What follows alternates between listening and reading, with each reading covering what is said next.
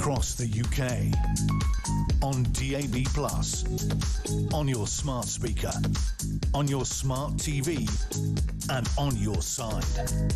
This is Talk.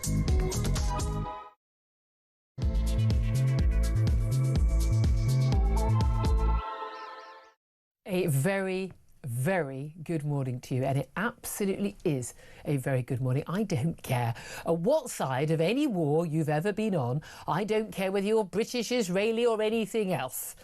Today is a great day. If you don't think it's a great day that 20 completely innocent people, yes, some of them are soldiers, but you know what?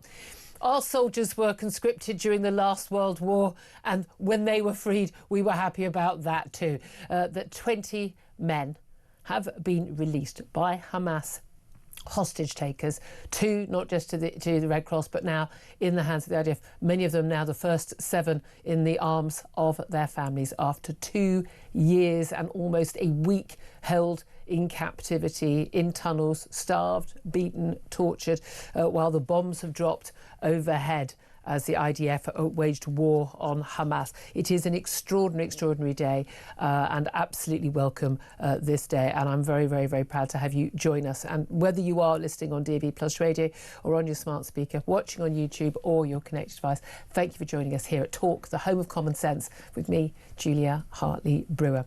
Don't forget, if you do miss anything of the show, and I'm with you live until 1, you can go to my YouTube page, the Julia Hartley-Brewer Show. You can hit subscribe and you never have to miss a thing. Coming up in this hour, as I say, Hamas have released all of the surviving hostages from Gaza under a deal with Israel to end the 2-year war after 738 days in captivity.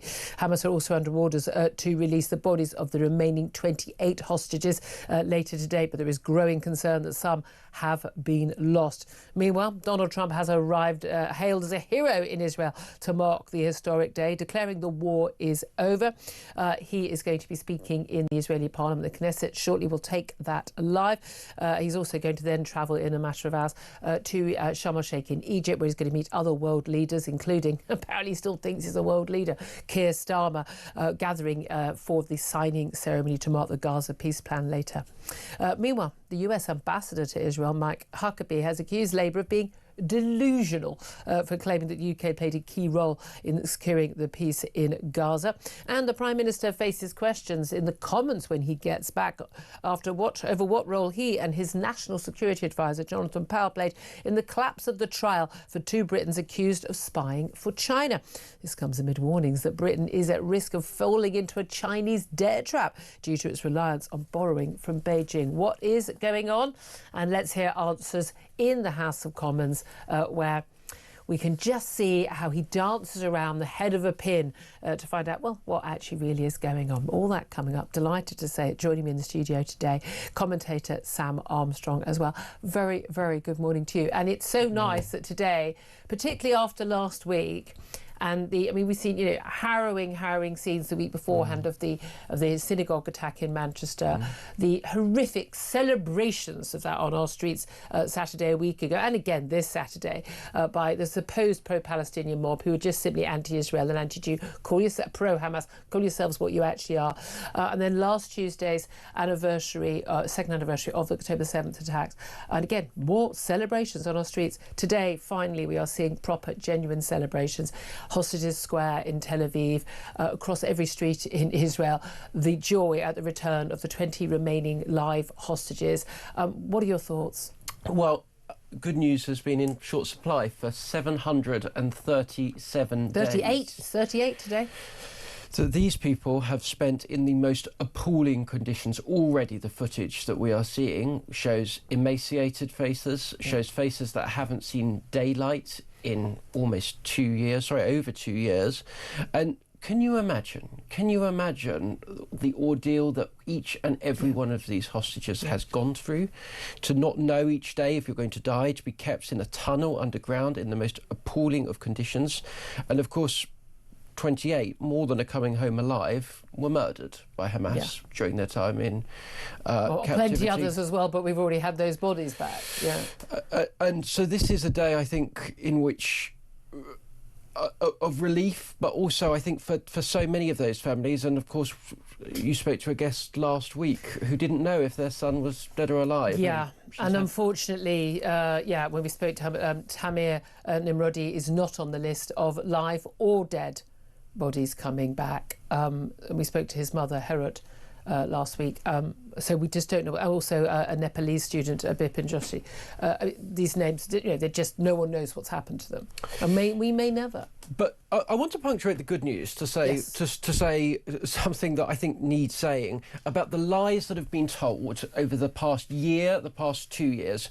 We were told that Benjamin Netanyahu would never do a peace deal because he was determined to keep it on to save his own political skin.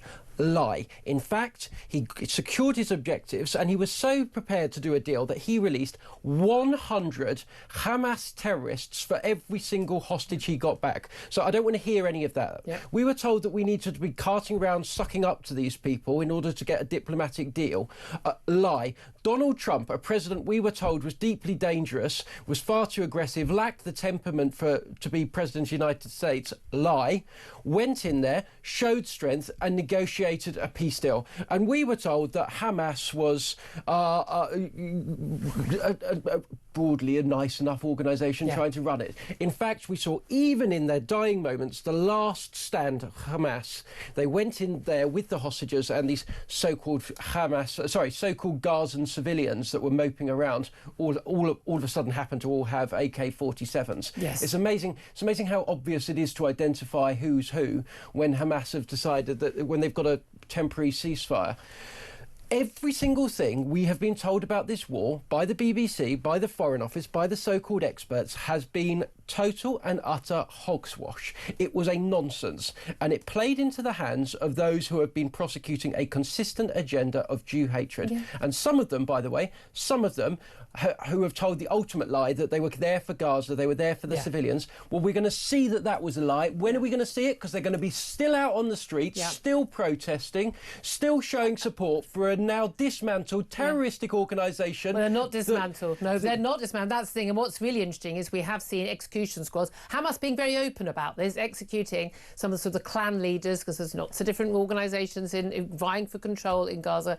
Blatant open executions. It's on film. Even the BBC has noticed it happen. I think there's a point where, enough people are messaging about this and there's enough video. You have to actually take the footage. I mean, they claim things are true, but they haven't even got any videos when Hamas has just told them to say it. So they may as well. This is, it is very, very blatant what is happening. This is going to descend into absolute chaos. Also, here's the thing. Despite all these people messaging, I survived the genocide, these are really quite healthy-looking people. They're healthier than a lot of people I see in Britain, and they have, quote, survived a genocide. And all these people who are talking about, the starvation. There are so many people looking, we couldn't get food in. Oh, let me look at your lovely new Mercedes that you're wheeling around doing the hot rods. I mean, come on. This is an absolute joke. I'd love to hear your thoughts about it. I must give you the number. 0344 499 1000 is the number to call. Text the word talk and your message to 87222. Get in touch with us on X at Talk TV. Calls are charged at the national rate. Text cost £1, standard network rate message. What did you make about Starmer joining world leaders in Egypt? We have some reports now that Netanyahu is going to join those leaders as well, Macron and others. And it's a load of world leaders who are apparently going to stand there and witness this peace plan. They've had sod all to do with it. The claim from Bridget Phillipson, the Education Secretary, utterly laughable on TV yesterday, that Britain had played a vital role. The only role they played was basically to undermine any negotiations by rewarding, that was the word that Hamas used, rewarding Hamas for October the 7th and holding hostages, saying we'll recognise the Palestinian state without even the most basic requirement of humanity, which was to hand back the hostages they had taken. What do you make of this? Because you had the US ambassador to Israel, Mike Huckabee. He's a serious player. He's he's not just a golf buddy, No. Serious player. He called the UK government delusional. A public tweet saying that Bridget Phillipson's comment was delusional. And then we get a tweet from Steve Witkoff, the international envoy and golf buddy of Donald Trump, where suddenly, just basically talking about, yes, the important role that Britain had played and praising it. And I would like to acknowledge the vital role of the United Kingdom in assisting in and coordinating efforts that have led us to this historic day in Israel. In particular, I want to recognise the incredible input and tireless efforts of National Security Advisor Jonathan Powell. This is not a normal thing to be happening. Why has that happened?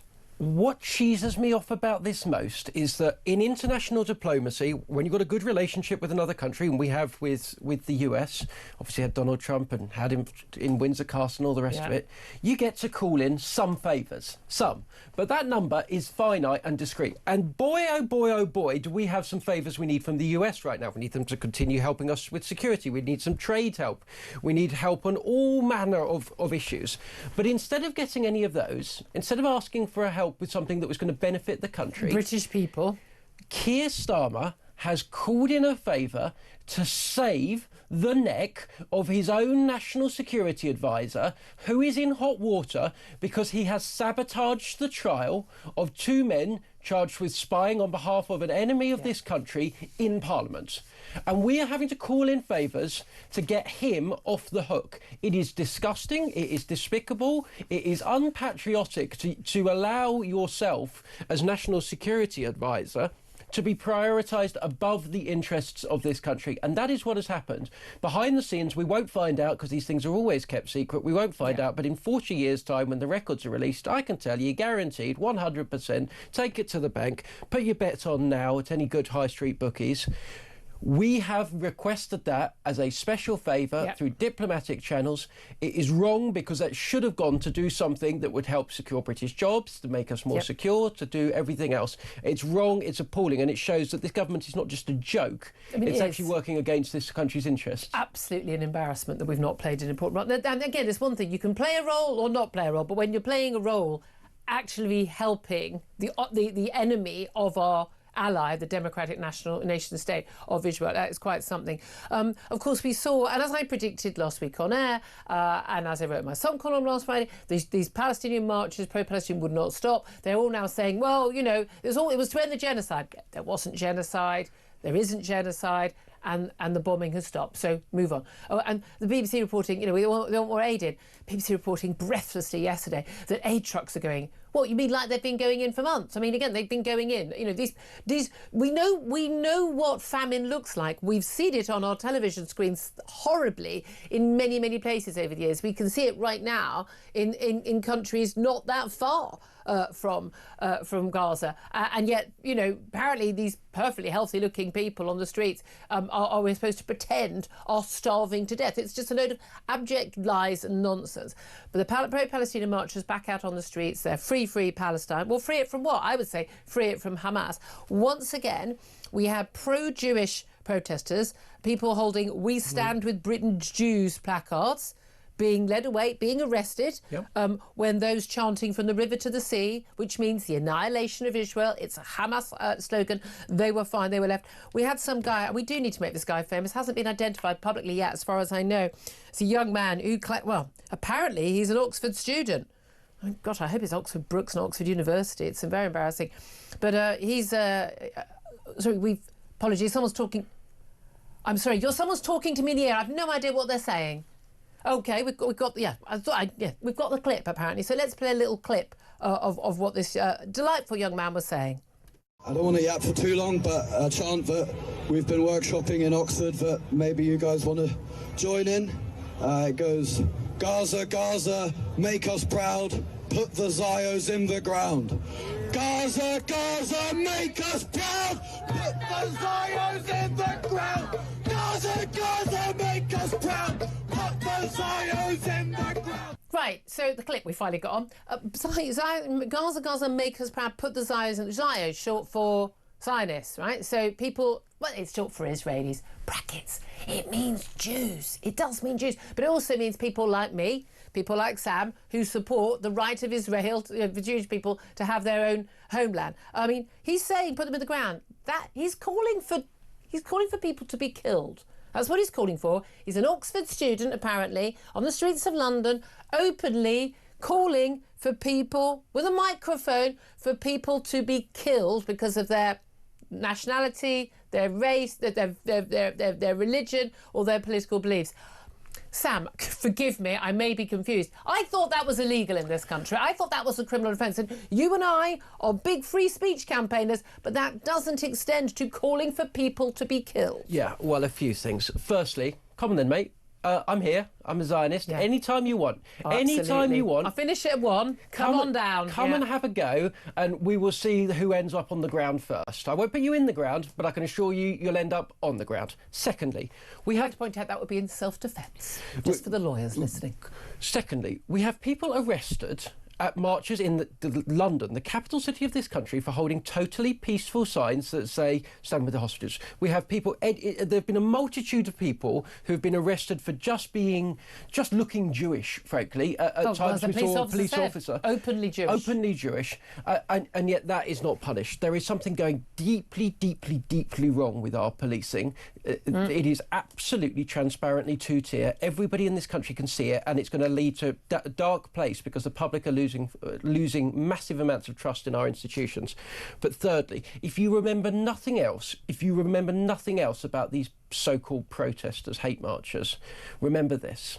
They started before Israel conducted the war in Gaza, and they're going to carry on afterwards. They started while people were still being slaughtered and gang raped and burnt alive with their children on October the 7th. They like it when Jews get killed. They applied for the march permits. Yeah, And when you join that march, even if you're one of the good people, you just really are genuinely concerned about innocent civilians in Gaza. If you join those marches, you're joining the hate mongers. Organise your own marches to sort of campaign for peace, campaign against Hamas. You'd be doing them more good, you really would. Let's also talk about the China spy case. We touched on it in relation to Jonathan Powell. Kemi Badenoch is demanding the Prime Minister addresses what she calls the unanswered China spy case questions. Again, we've got claim and counterclaim. It does seem to be very, very clear. Anyone who knows anything at all about this case is saying the Prime Minister's advisor, the National Security Advisor, Jonathan Powell, that name again, or someone else somehow got involved, we're told, not with the substance of the issue, we're told by Bridget Phillipson, the Education Secretary. By the way, love, stop doing the Sunday round. You're an abject disaster every time you go on air. You really are not up to the job. But basically was involved in the decision to basically have to drop this spy case. And it's very, very clear. The Prime Minister is blaming the CPS. Bridget Phillipson blaming the CPS. The Crown Prosecution Service, it's not, they did all the last government. They didn't have the evidence that China was an enemy state. You can't charge someone, by the way, the two men who alleged do deny any guilt, that you can't allege someone as spying for an enemy state if they've not been designated an enemy state. The former Director of Public Prosecutions, the current Director of Public Prosecutions, head of MI6, former security ministers like Tom Tugendhat, open statements in Parliament are making it really clear that the last government, at the time of this alleged spying, absolutely regarded and spoke about in terms of China as an enemy hostile state. It's an abject nonsense. There's been political interference without a shadow of a doubt in this trial, and the reason behind it is what we need to know. Is it because, as is claimed today, that we have basically got a government that is totally beholden to China, huge amounts of debt? Has there been a deal done that £1 billion in debt, or £1 billion in something that a Chinese steel company wants to claim from the government over losses, that they will drop that on behalf of the Chinese government in return for approval for the Chinese embassy, which would be within my eye line here from this office? What is going on? Because it does seem to me that not only has Keir Starmer sold Israel down the river, he's selling Britain down the river right now. Yeah. Everybody in the country, everybody with a nose, with eyes, with ears, can smell a great big rat here. The CPS does not just drop cases randomly. We know, because it's been reported so comprehensively that I can only assume half of Labour's ministers are actively briefing against the government on this, that there was a dossier compiled by the security services on the threat China poses to us. And they were utterly convinced that if you showed that to a jury, any jury in this land would conclude China is an enemy of ours. And of course they are. I mean, for starters, we know, not even just with these individuals, but with other cases, they're spying on our parliament, they're harassing our naval vessels, they're hacking our networks. Countries that do that are foes, not friends. But this government, China, you've got to remember, is a bit like a great geopolitical boa constrictor. Yeah. It has slithered its way up into our space as a much bigger adversary, and now having got in here, it is slowly tightening and tightening and tightening in the hopes of strangling us off. That's what it did last week when it clamped down on exports of rare earth metals that we're massively dependent on them for. And rather than fight back, rather than trying to peel them off from tail to head, this government is going limp like a pathetic little rat in the jungle, and it's going to kill them. It's going to kill us, because China, let me assure you, is the biggest geopolitical threat we have faced, not just in the last century, but ever. This is massively bigger than the Soviet Union. And yet our government seems to be in this delulu, as the kids say, cuckoo land, in which it thinks it can get some investment off them. Cameron and Osborne. Yep. As for numerous leaders of our country, we have a problem. I mean, we have a serious problem with our elites are selling us all down the river. Yep. We really, really do need to get to grips with it. So much more to talk about. We're also going to want to take Donald Trump's speech to the Knesset in the Israeli Parliament when he does get up and speak. Just amazing jubilation scenes across Israel, roads being lined with people, those Israeli flags, those yellow ribbons, and just held aloft, as we have seen with the arrival of 20 living Israeli hostages, the final living hostages in Gaza, held by Hamas. They have been released back into the hands of the Israelis, many of them now, the first 7 already with their families who've not seen them for 2 years. 2 of the hostages, by the way, are identical twins, 2 men held captive separately who've been reunited for the first time. I'd love to hear your thoughts, love to hear your reaction, particularly the vital role that Britain played. What vital role did we play in helping our main ally in the Middle East get back their hostages stolen by a murderous terrorist group? Oh yeah, we rewarded that murderous terrorist group with the thing they most want: recognition of a Palestinian state. Well done, Keir Starmer. We're really, really proud. But give us a call. Let us have your say. 0344 499 1000 is the number. This is Talk.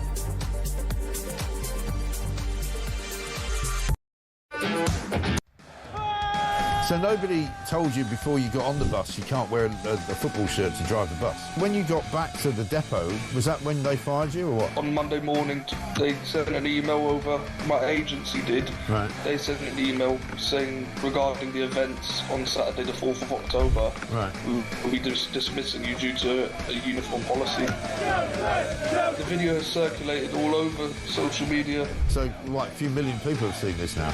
I didn't think it would go so big, but it's quite a surreal experience, I suppose. Yeah, absolutely right. Across the UK, on DAB+, on your smart speaker, on your smart TV, and on your side. This is Talk. This is Talk, the Home and Common Sense. 10:27 is the time. Let's get straight to your calls coming in thick and fast about that peace deal. The signing's happening later. Israeli hostages, 20, the last remaining 20 live hostages held by Hamas have been released. 7 already with their families, the others already with the IDF. It's an extraordinary day. I think it's one that many of us feared would never come. I've got my yellow ribbon on today. I'm wearing the colours of the Israeli flag because I have to say, we stand with you, Israel. Well, the sane, the moral, the not completely and utterly ignorant and immoral Brits, we stand with you on this amazing day, as we know you would stand with us as fellow democratic allies. But let's hear your thoughts. 0344 499 1000 is the number. James is on the line. He's in London. Hello, James. What do you want to say?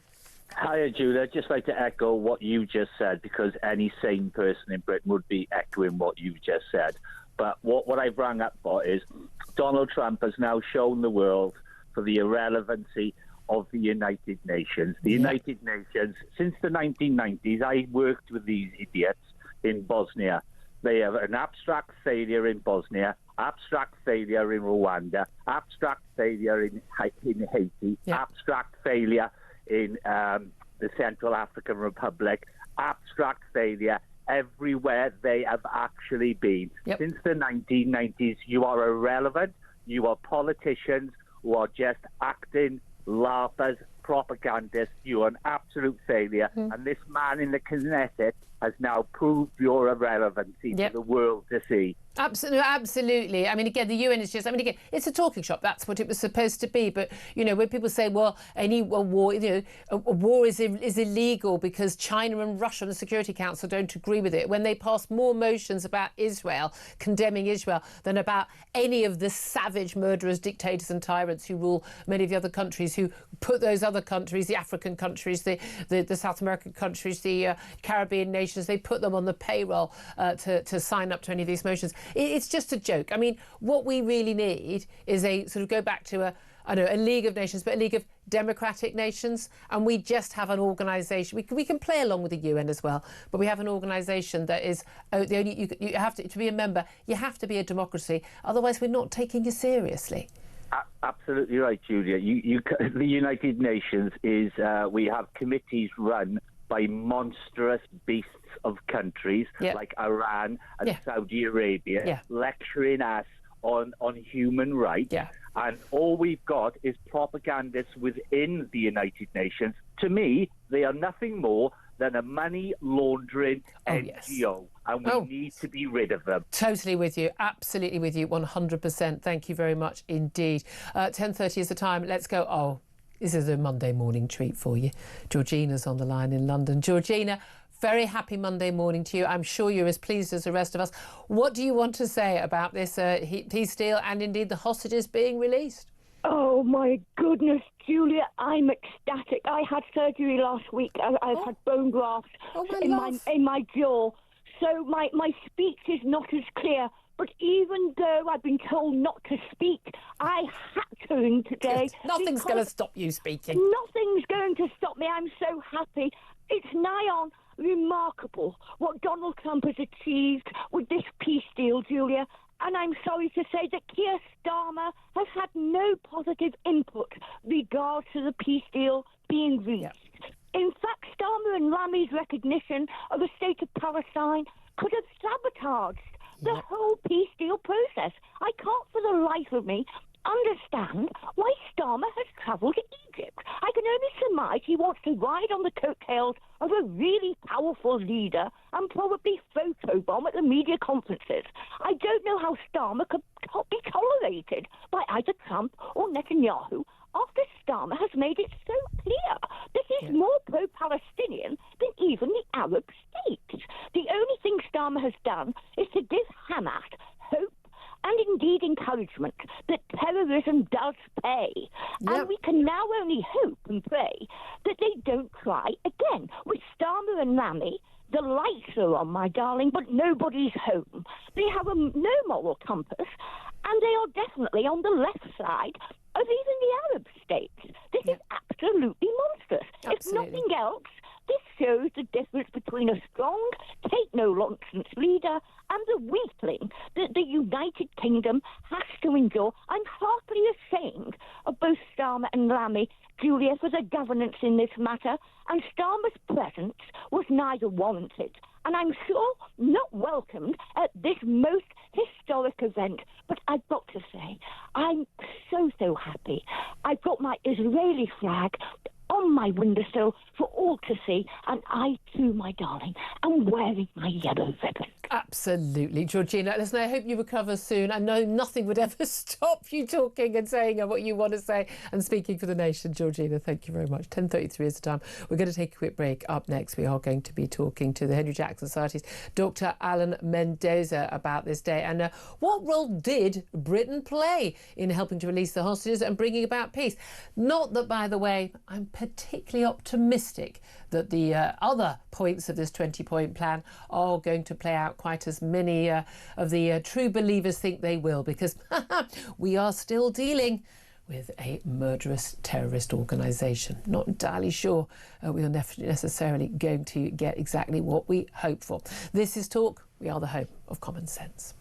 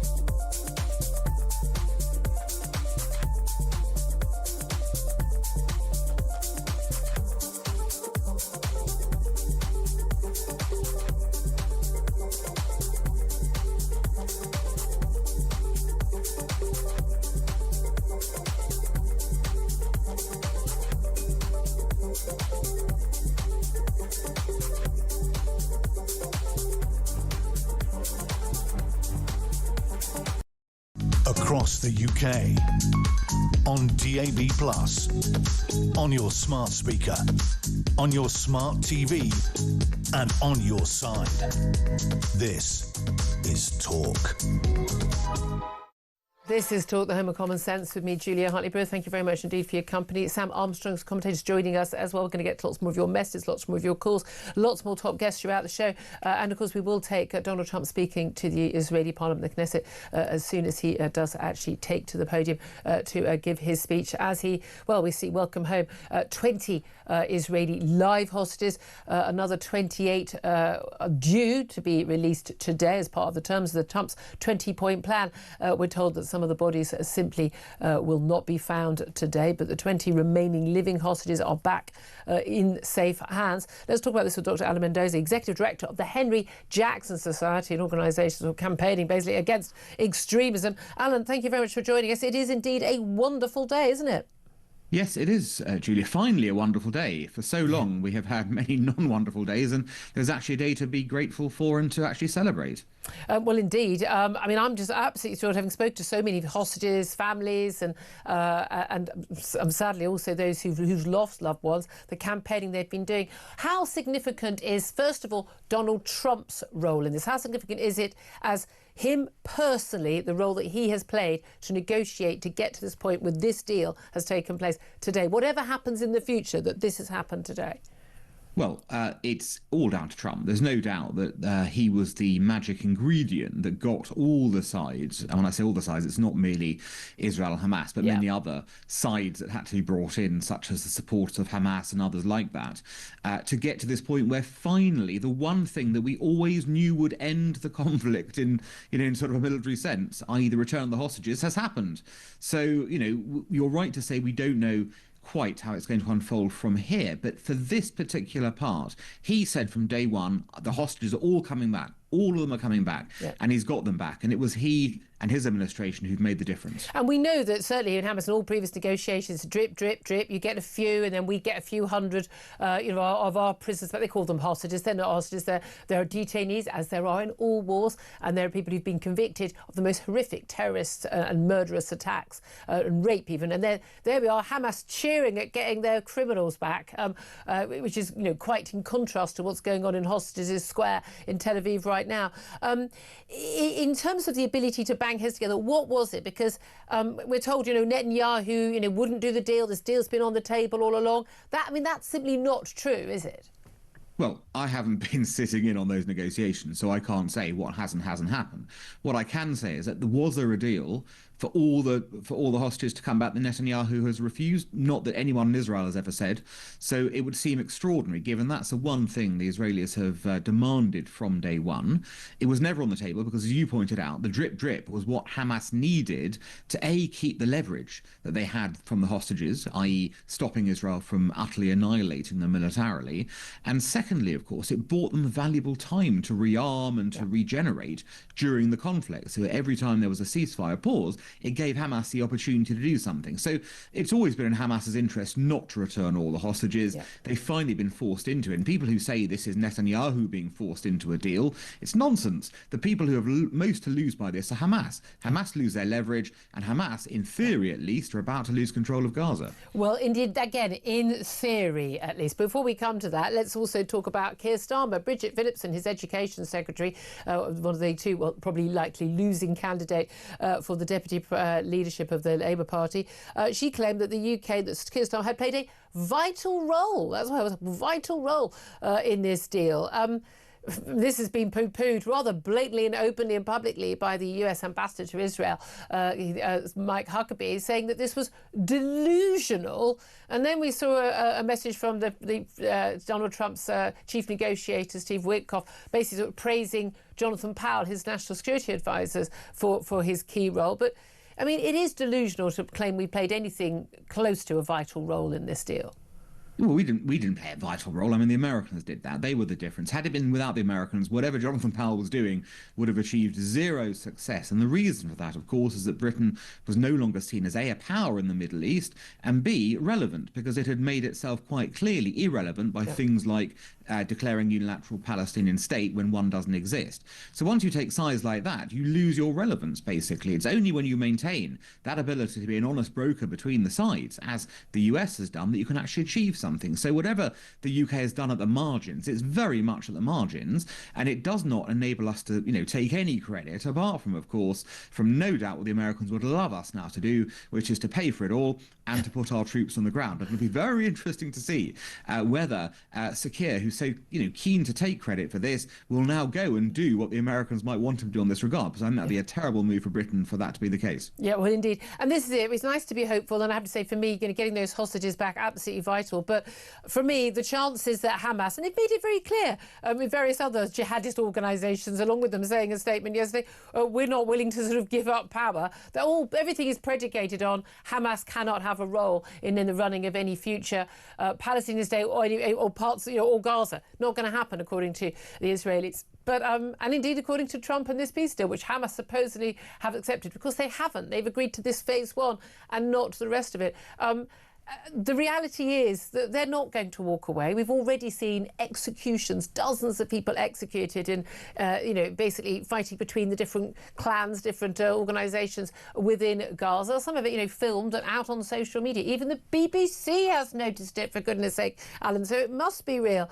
Do you hold out any hope that we are going to see civilians in Gaza living, anything close to a normal life? Bearing in mind they are returning to their homes, but there's not much of their homes left in the rubble at the end of this war. Well, I think it all comes down again to Donald Trump. What does he want? What is he prepared to achieve, and who is he prepared to pressure in order to guarantee this? Hamas don't operate on their own. They've been supported for a long time by elements within Qatar, elements within Turkey. So it seems to me that there is an obvious way to make Hamas comply by applying pressure to those people, as has obviously been done already to get them to this point, in order to get that deal beyond phase one. If he does exert that pressure, then there's every possibility they will have to comply. If he chooses to back off, then the scenario you've sketched out is likely to be the future of Gaza.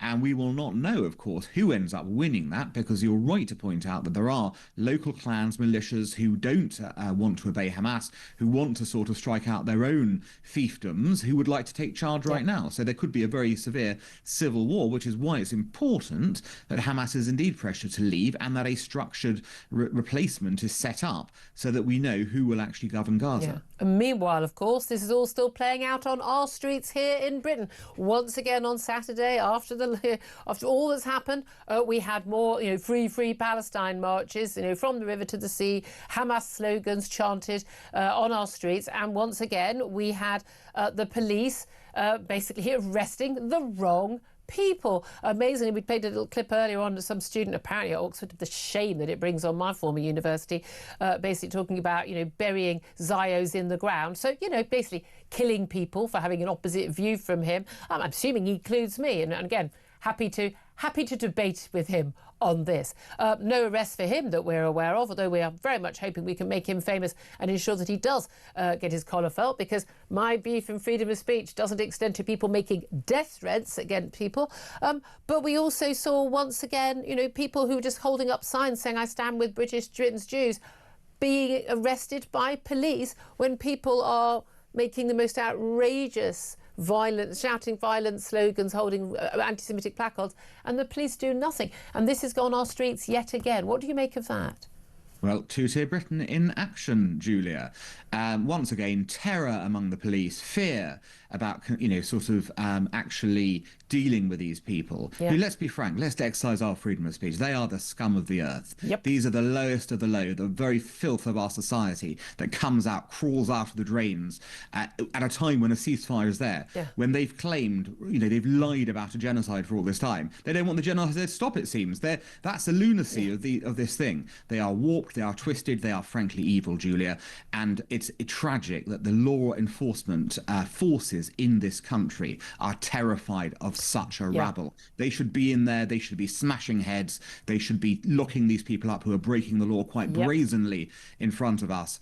And that is not happening, and that tells you all you need to know about where this government stands on the law and order question and what is right and what is wrong. Yeah, absolutely. And again, we saw, even on a very different note, but we saw at the weekend as well a march in Tower Hamlets, a fun run in Tower Hamlets, organised by East London Mosque, which was for, a fun run for all the community, except that women were only allowed, or girls were only allowed to take part if they were under the age of 12, but not above the age of 12. So women, so it was all men and boys and a few girls who ran along. And apparently this is just how we're going to live our lives now in this country. Well, this is an example, isn't it, of totally failed integration. So we've seen this over the last 20 years, time and time again. It's getting worse rather than better. And again, the government won't even call out the problem, let alone do anything about it. And until we have leaders who are willing to call it out and say this is unacceptable in a democratic Britain in 2025, then we are going to have a repeat of all the problems that we've seen, the incitement, the hatred, the chaos, and indeed the extremism. And that will lead this country only one way, and that way is into chaos and disaster. Well, indeed. Dr. Ellen Mendoza, Executive Director of the Henry Jackson Society, thank you for that. Quick response to that from Sam Armstrong.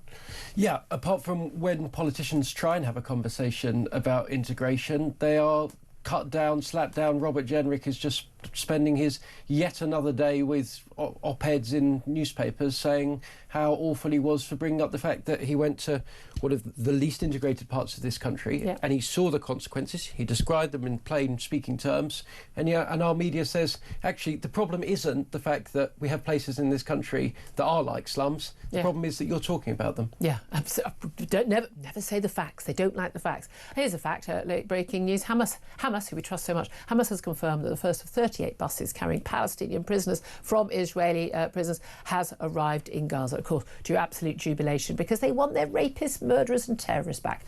Enjoy. 10:48 is the time. Up next, we're going to talk about what is going on with this China spy case. Why on earth is everyone pointing the finger at Downing Street, in particular to the Prime Minister's own national security advisor, accusing him of collapsing a case against two alleged British spies for China? That's up next. This is Talk.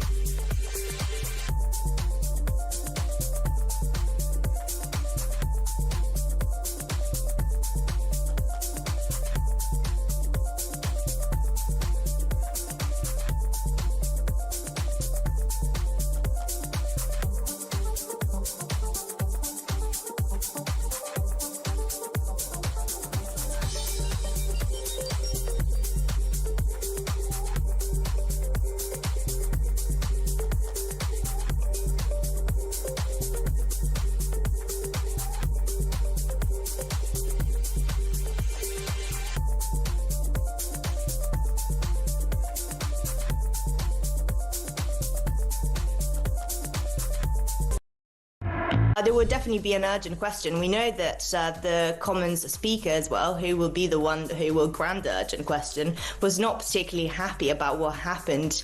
And when it was first reported that the case had collapsed, he said that the government needed to answer lots of questions. And at the time, we didn't even know that the CBS had asked for that material. You know, this was like a month or so ago. And the Commons Speaker was not happy. So we'll definitely see some action in Parliament, and we'll see how the government does.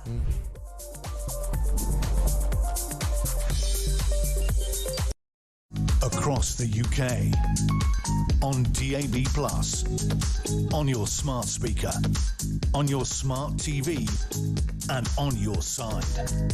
This is Talk.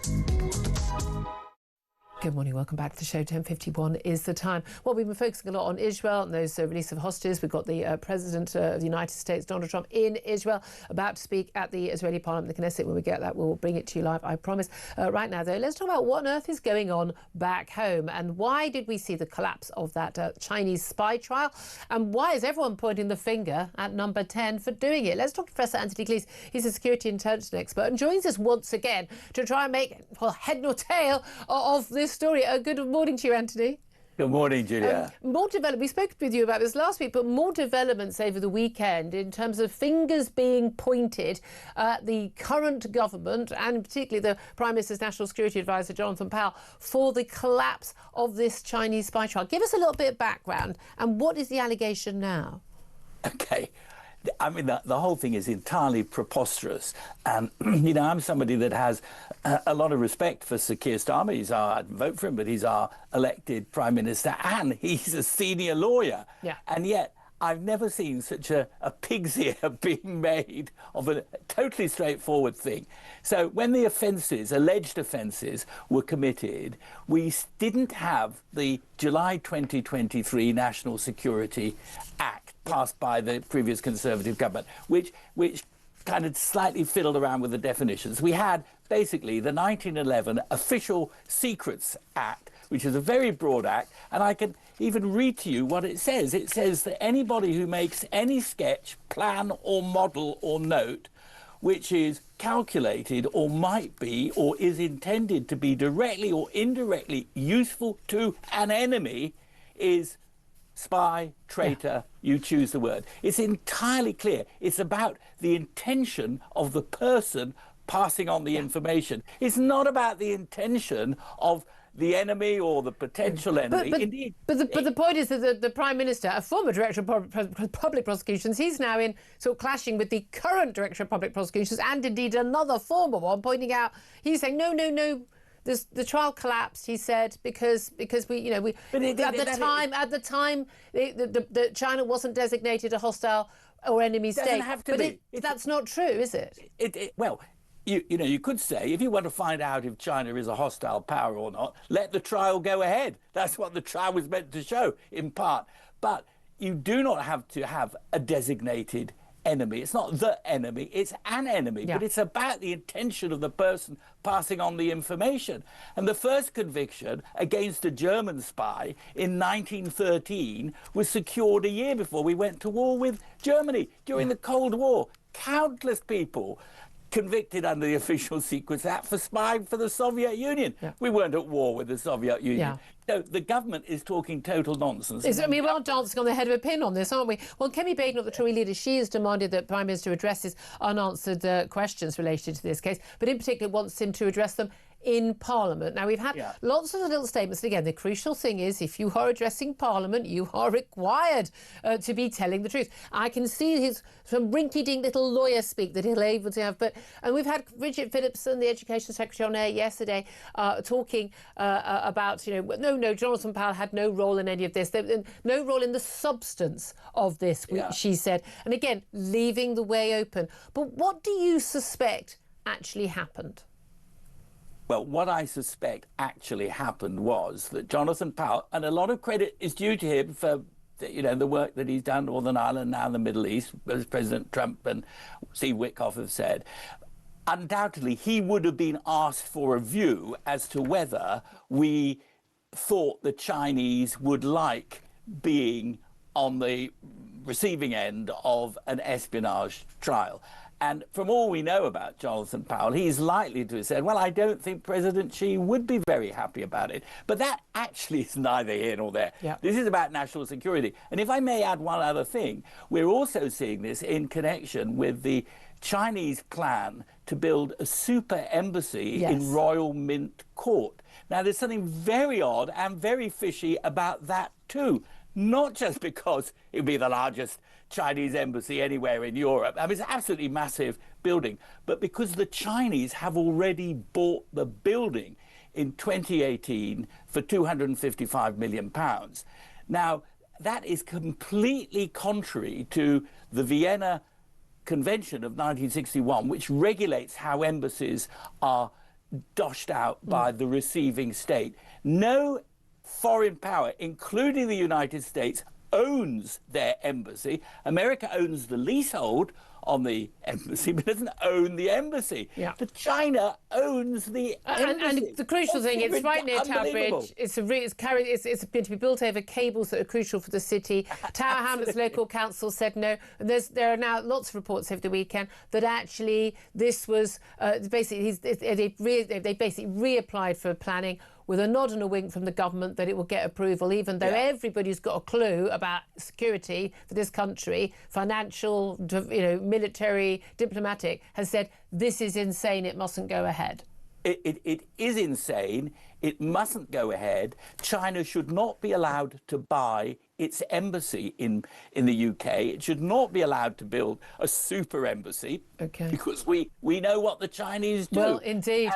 And the trial would demonstrate to everybody whether or not people like me and the chairman of the Joint Intelligence Committee, for goodness sake, who said in 2023, China's spying is worldwide. There is an undoubted threat. Let the trial go ahead, then we'll find out. Absolutely. I must remember the two men who have been accused of spying have both denied that. But again, if the trial has collapsed from political interference, we have a right to know. And again, everything being blamed on Jonathan Powell. But at the end of the day, we keep having the Prime Minister having his aides getting up to things they shouldn't be getting up to, and then they leave, and then he carries on. And there comes a point when maybe we should just, make a judgment about Keir Starmer based on the company he keeps and the people he hires. Professor Anthony Gee, security and intelligence expert, thank you very much indeed. 10:58 is the time. President Trump has arrived in the Knesset in the Israeli parliament. We've got various other people speaking beforehand. I think he's going to be speaking any moment. We will take that live. We'll drop the news. But until he does speak, Sam Armstrong is still with me. I mean, this China spy story, this may turn out to be, well, some people are predicting this could be the end of Keir Starmer. Well, and absolutely every reason it should be. Can you imagine if the shoe was on the other foot? It was a Conservative Prime Minister that interfered with independent lawyers, something Keir Starmer is always very keen to say should never occur, interfered to stop a trial on the basis of they thought financial or trade benefits. He would have been the first to call for them to go. And this is just yet another example with this Prime Minister of just brazen, blatant hypocrisy every single time. He said one thing when he was in opposition, he's now in there, and he's just as bad as any of the others were. Here's the thing, I'm not a fan of Keir Starmer. Would I have thought that he was a traitor to his country? No, I just think he's a bit hopeless and silly, lily-livered, lefty North London lawyer. But that's not the same as thinking he's a traitor. I mean, of course, he was traitorous during the years post-Brexit, post-Brexit referendum, trying to undermine Britain's negotiating position. No doubts all about that. But, there's a difference between, I don't really want Brexit to happen, and actually selling a country down the river for our security to China, which is blatantly a hostile enemy state. And this is the thing. I sort of almost can't get my head around them doing it, but I'm just as worried about, George Osborne when he was Chancellor, and David Cameron. They were just absolutely... And Boris. And Boris Johnson taking any Chinese money. No, they're not putting it into their back pockets, but they don't have benefit to some of the jobs they get later. Our universities sold down the river. So much of the capital city of this country sold to the Chinese. So many businesses. We're about to let them have us... I mean, they've got a massive input into our energy, into so many different areas. This is dangerous. This is a country we may well be at war with in the next 10 years.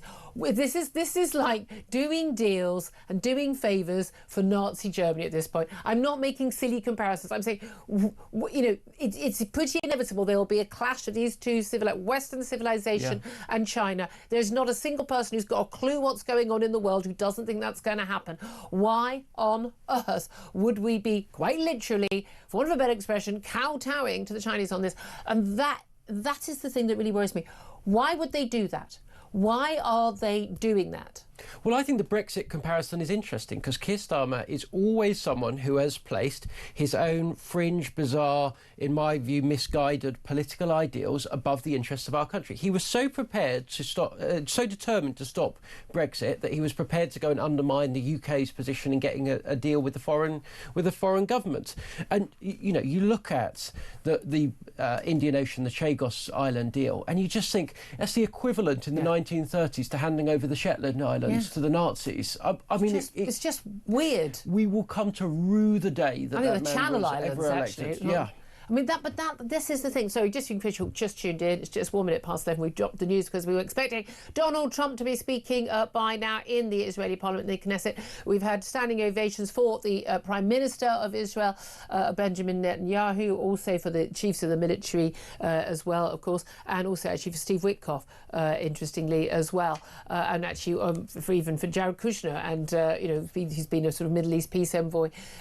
It's almost like having him in the room. I have to say, there's uncanny resemblance of you, Mr. Sam Armstrong, if you don't mind me saying. Since I've lost the weight. We are expecting Donald Trump to be speaking any moment now. As soon as he does, I promise you won't miss a single word.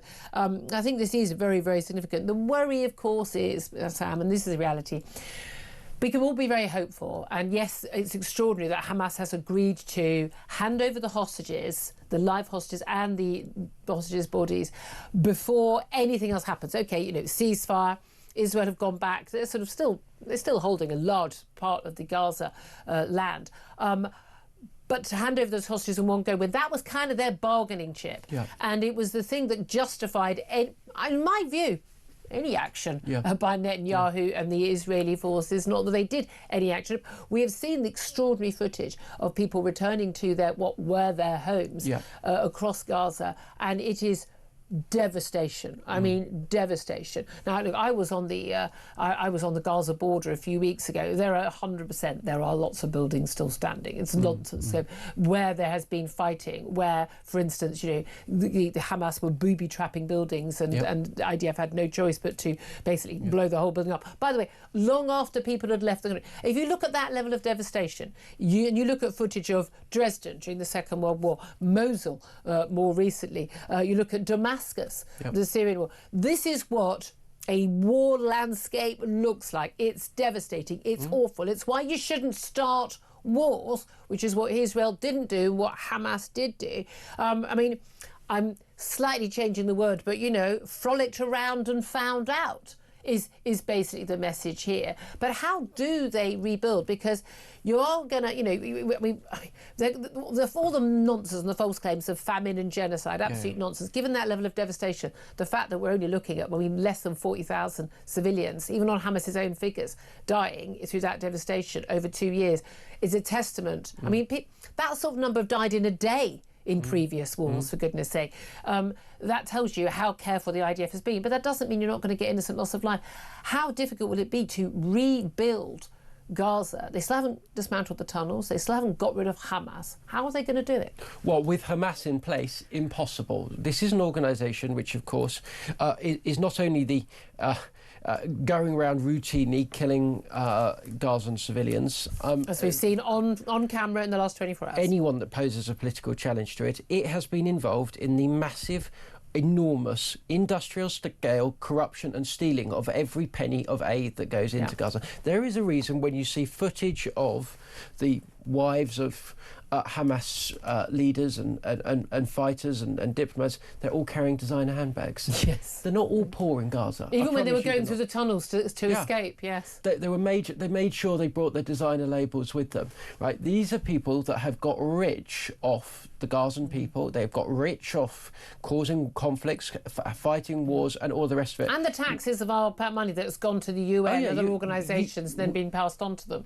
We buy terrorists' wives handbags. Yeah. We do, I'm sorry. We also buy the terrorist weapons. We buy them Mercedes cars. Yeah. They're driving around, they're doing very well. However, I'm quite optimistic because having given up the hostages, Hamas doesn't have many cards left to play. So if they do try and play silly games, there will be nothing to stop Israel now prosecuting the kind of war that many people would have liked them to fight in the first place. So Hamas...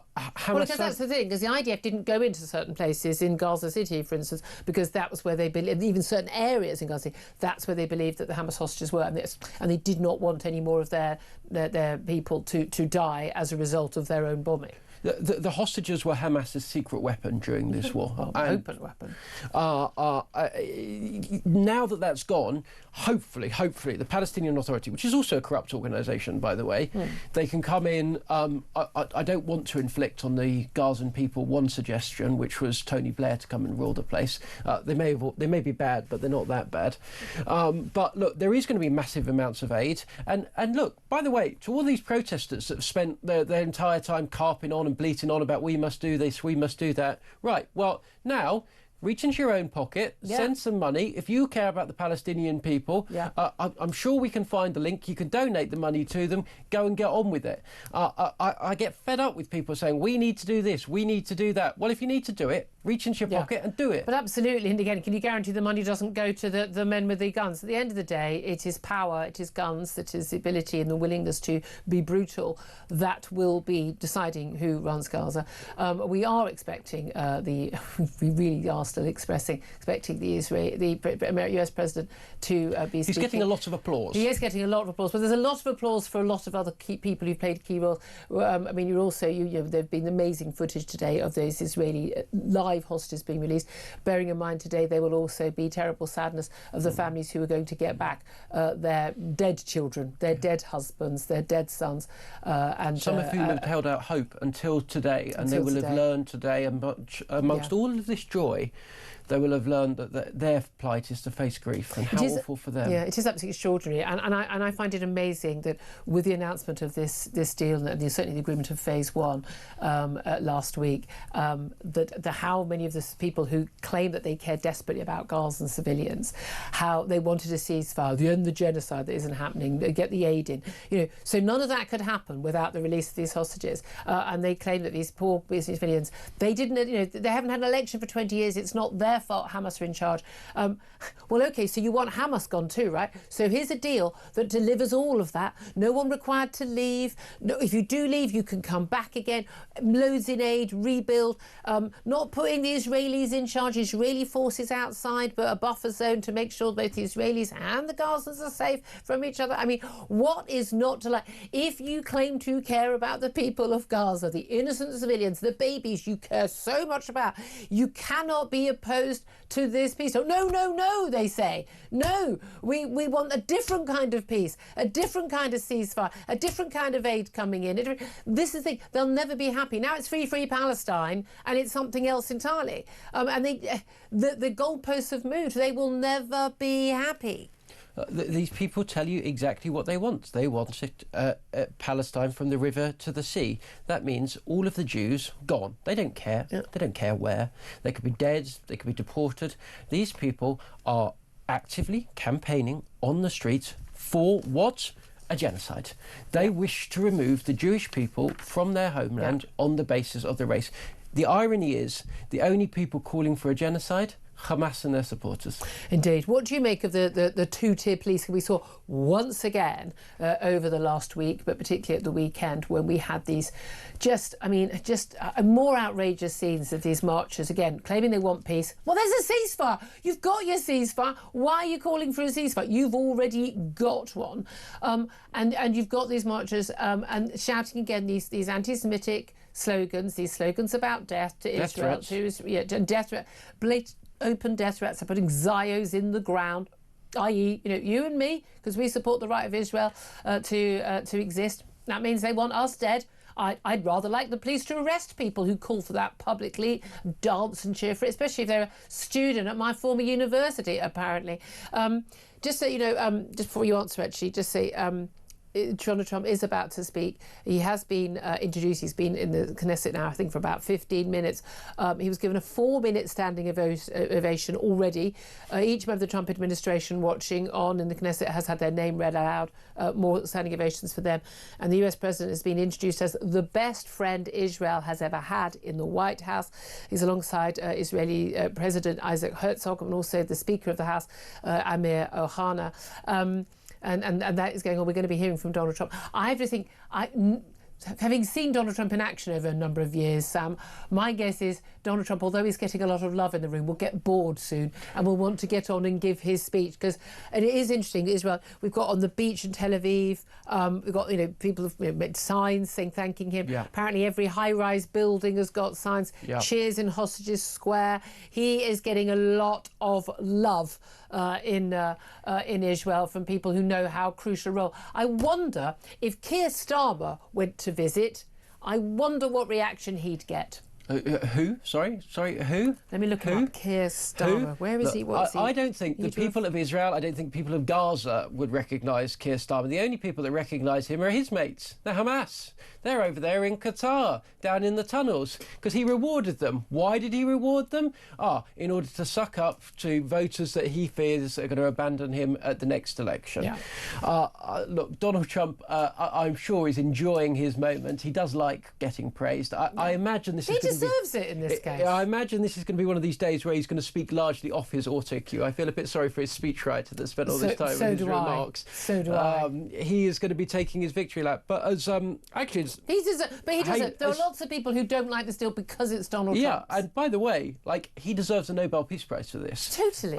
Why he wasn't given it last week? But it hadn't happened by last week in that sense. Could you try? I mean, not that Obama had to do anything to get his Nobel Peace. He'd been in power. Well, he'd been nominated within 6 weeks of taking office. He hadn't done a thing. He's responsible for more deaths, if you ask me, by these organisations have been taken over by the left. It is basically impossible to win a prize as a right-wing president and guaranteed as a left-wing one. We know what is going on, but look, frankly, one Nobel Peace Prize isn't enough if this peace holds. Yeah, that's the thing, does it? But I mean, coming back, because I just got a sideline there talking about what's happening in the Knesset, but in terms of what's been happening on our streets, these people who protest, who got their kafirs on. Yeah. And they feel very strongly, apparently. Terrorist scarves. The terrorist scarves. They never seem to know many facts. I always think it's strange. It's like people who campaign on things like climate change, and you try and have a conversation with them based on not opinions, but should we just talk about a few of the facts and establish some facts? They tend to know very, very little. I mean, Greta Thunberg knows less about Gaza and Israel and the history of the Middle East than she knows about climate change. This is what happens when you bunk off every Friday. But there we are. But what do you make of the people on the streets continuing to be on the streets and the continuation of, no matter how many times we point it out, the two-tier policing on our streets? Well, on the two-tier policing, I'm not surprised. As listeners will know, I work for the Free Speech Union when I'm not here, and time again, over the 4,500 cases we've seen, there is a massive, totemic, enormous, huge imbalance between the kinds of people who are hauled before the courts or visited by the police for frankly benign, anodyne comments on social media, and the extreme statements, acts of hate and violent imputations that are absolutely criminal. They meet that test of criminality anywhere in the world, which is calling for imminent lawless action. Yeah. And time again, they are ignored. And by the way, it wasn't just that little Muggins, little Tarquin that was shouting all of that stuff. And as I say to him, come and have a go. If you want to put Isaiah in the ground, I'll give you a chance to let me know where and when I'll be there. But it was an entire crowd, a mob, a horde, all of whom joined in shouting that back, because it's all call and response. They've all said it. And as far as I'm concerned, each and every one of them has called for imminent violence against people in this country.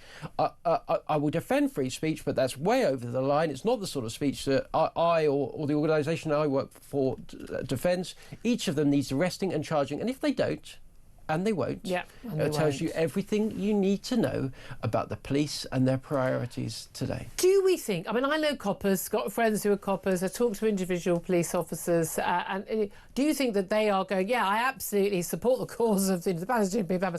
I don't think they are that political. I think your average copper is as horrified by all this, but they've got their hands tied because you've got the sort of the DEI hires, you've got the senior figures in the police. You've got Met. I mean, Mark Rowley, I mean, better than Cressida Dick in the Met Police, but it's a low bar. It's exactly as you say, a low bar. And they're basically on instruction and there clearly is this issue where, look, we can arrest the odd person who's holding a sign saying I stand with Britain's Jews.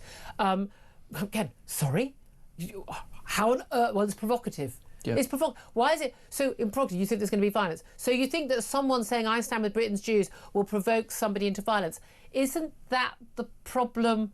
I mean, I'm sorry. It's like the person who's provoked into violence in that scenario is the problem, not the person holding the sign. But crucially, they won't send in the police vans. They don't send in the heavy mob police. Now, there may be a very, very strong argument for policing in a more subdued way, but to get people. But they don't arrest people. They are not arresting people in those marches, and they're largely not being arrested after the fact either. They don't mind going in when it's a few retired librarians and vicars who are sitting on the grass outside, Parliament, saying the T-shirt on saying I heart Palestine action, which is a prescribed terrorist group. They'll do those people because they know it's safe to arrest them, but they won't do the people who are blatantly shouting for death to some of our fellow British citizens on the streets of this country. And that is intolerable. It's intolerable. Yeah, and look, there's no doubt that the police leadership are a massive, the majority of this problem. But I do have a problem with individual police officers, PCs, sergeants and the like, all of whom, by the way, took an oath to uphold the laws of this country impartially.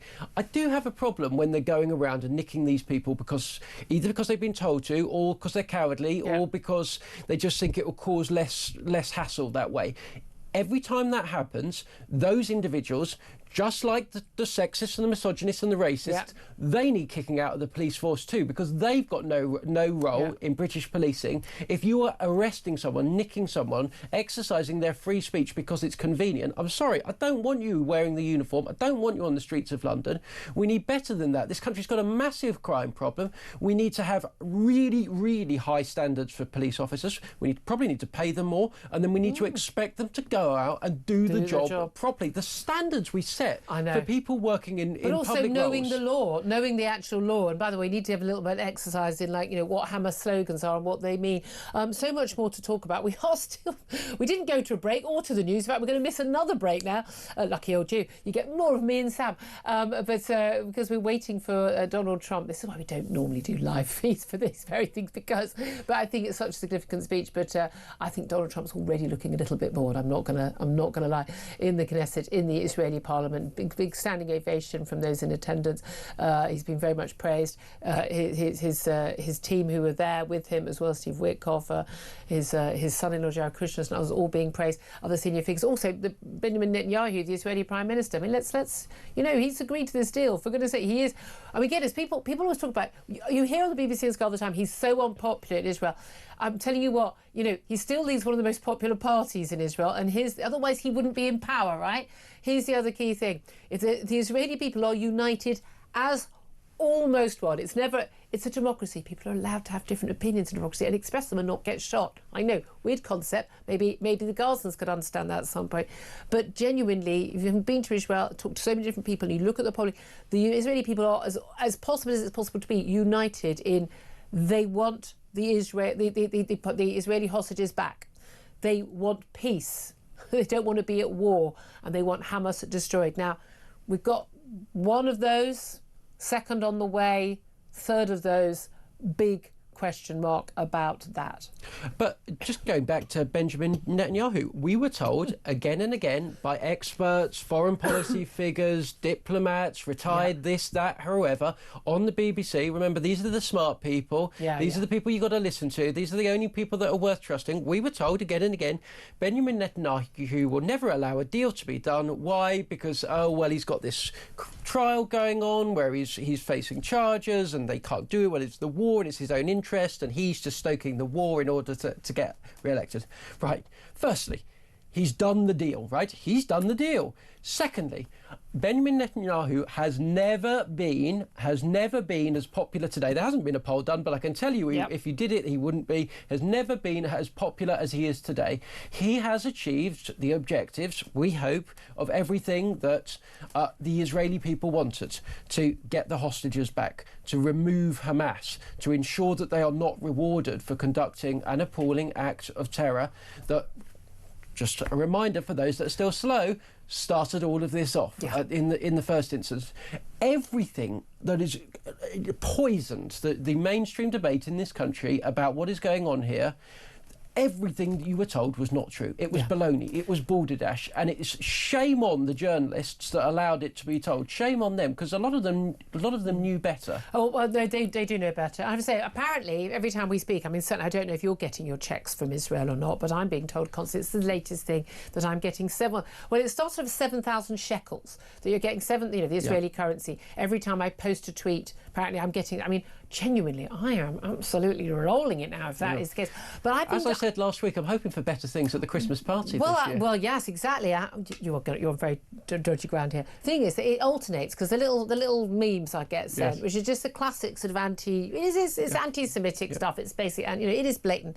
You cannot possibly be speaking up for Israel, only democratic state in the Middle East, our ally, who've been a victim of a terrible atrocity. You cannot possibly be speaking up for them unless you're being paid to do so, because it must be evil and terrible otherwise. So 7,000 shekels, this is the thing that bothers me, because when I do send my invoice, obviously, what I love is me saying this, this lot, they won't even get it, it's sarcasm. No. When I do send my invoice, 7,000 shekels, right? Is it 7,000 shekels, or, as many are claiming, £7,000? Well, that would be great, but because 7,000 shekels is only worth £1,604, right? And it's only worth $2,138. So ideally, I'd be wanting it in dollars, wouldn't I? So shall I send my invoice in dollars? I mean, because this is what is being claimed. Well, invoice in Bitcoin, maybe. I mean, this is the thing, isn't it? This is the madness that we're getting, that anyone who says, well, let's face it, we debate facts, we talk about facts. For me, I support Israel, and I'm wearing my hostage, I'm wearing the colours of the Israeli flag right now. I support Israel because they've been the victim of a terrible, terrible atrocity, and we should be on their side. And their conduct of the totally justified war, something of the most totally justified war in history, has been to get their own people back held hostage. Hamas could have given them back any day of the week since October the 7th, 2023. There's some nonsense. There was a deal on the table on the 8th of October. What a load of abject nonsense. The Israeli forces have caused deaths in Hamas. In Gaza, of course they have, but that's because Hamas started a war and basically often forbade people from leaving their buildings. When the IDF sent warnings, they literally send mobile phone messages. They're in control of those towers. They send leaflets. They issue, say, you've got hours to get out. They don't give like a minute's warning. They want people out. People are told to leave, and then Israel gets attacked because people leave Gaza City so that they can then go in and defeat Hamas. Hamas build the London Underground's worth of tunnels using billions in aid sent supposedly for the Gazan people. They spend 20 years building those tunnels. Enough tunnels, by the way, for every single member of public or every single civilian in those areas to be hidden and safe from those bombs. Do they let the civilians in? No. What they want is for babies and children and women to be killed, and they want to then put that out in their propaganda. You have never, ever once seen any films of the following things. A Hamas fighter, a man, being treated in hospital, or his body being carried with his gun beside him, because Hamas don't allow that image to go out. And B, you have never actually seen images of famine. No, you've seen some kids who were ill. And let's just get this right, because this whole war has been like playing whack-a-mole with lie after lie after lie. Yeah. That kid that had his image disgracefully splashed across international newspapers, we were told, is the victim of a famine. In fact, he was receiving medical treatment in Italy for 2 months for a long-standing health problem that he had, which is developmental problems. Now, that child, I have nothing but sympathy for and compassion for, like many children born with congenital problems, and I'm quite a big issue in a place where they have higher rates of cousin marriage, by the way. Quite. I've got nothing but admiration for the doctors that were treating him. But to exploit an image of that baby in order to tell a lie about a conflict going on hundreds or thousands of miles away from that was disgusting. And there are newspapers in this country that put that image on the front page that have absolutely categorically failed to adequately apologise for being a useful idiot, and they were useful idiots, in the lies of a terrorist group that is going around murdering, raping, killing anyone that it can get his hands on. Shame on them, and shame on everybody that doesn't put their hands up and just say, indeed. I mean, the latest claims is this supposed journalist, in inverted commas. I don't want journalists killed in war. They should be protected. Some journalists, we're told some 200, I think, journalists, but about 100 of them, very questionable credentials, intellectuals, and they're basically working for Hamas. But just Saleh al-Jafrawi, I'm sure I mispronounced that, he has been killed. We're told by the Israelis on the last day that this man has been all over the TV in the Middle East, all over the place. Very, very famous name. The interesting thing is, of course, he's also been, not just as a journalist, posing with and always somehow at the heart of things. Incredible access this journalist got, but he's also been seen, being a father mourning his child. He's been working as an aid worker. He's been a doctor. I mean, the man he's like Mr. Ben. He's literally like, remember Mr. Ben when we were kids? And he's like, he puts another outfit on. Oh, look, I come out of the dressing room of the shop and look who I am today. Mr. Ben, I mean, he literally, that's how old I am. He literally is, is a caricature of is a joke. It's a joke. He also, it is thought, actually was probably killed by one of the other clans, one of the other militia. Lots of anger towards this man who'd been protected by Hamas until this point, because he is alleged to have helped to lead fundraising, some $10 million or something for a hospital, and then basically siphoned off a load of the cash for himself. Oh, surprise, surprise. I know, it's all very, very shocking. But the latest lie is that Israel killed him. Yeah, and look, I mean, honestly, they've all, Hollywood casting agents should head to Gaza and get in there, because they've all had these careers as extras. Everyone in Hamas does different stuff. And we saw, oh, you're the son of the Deputy Agriculture Minister. Yeah. Ah, good news. The BBC would like you to present a totally impartial documentary. And pay you for it. And pay you for it into what's going on around you. Right. Benjamin Netanyahu is now addressing the parliament, addressing Donald Trump in the Israeli parliament, the Knesset. So we're going to take a very brief break, hopefully that not missing any words from Donald Trump. So do stay tuned. This is Talk. We are the home of common sense.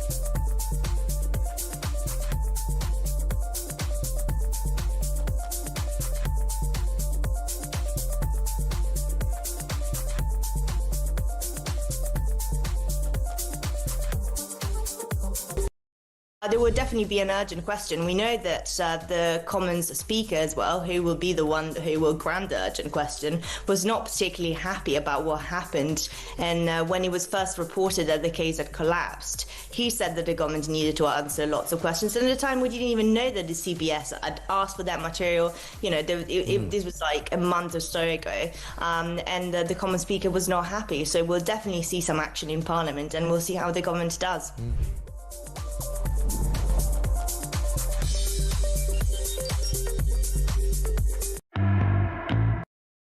Across the UK, on DAB+, on your smart speaker, on your smart TV, and on your side. This is Talk.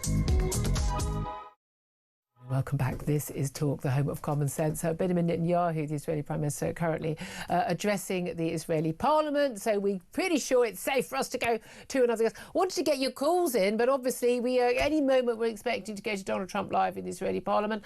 Not able to do that. He has had a 4-minute standing ovation. And we do know some of the things of what he's going to say, including he's going to tell them that countries working together towards peace under the Gaza Agreement represents, he'll say, an incredible triumph for Israel and the world. And we'll say Israel has won all that can be won by force of arms.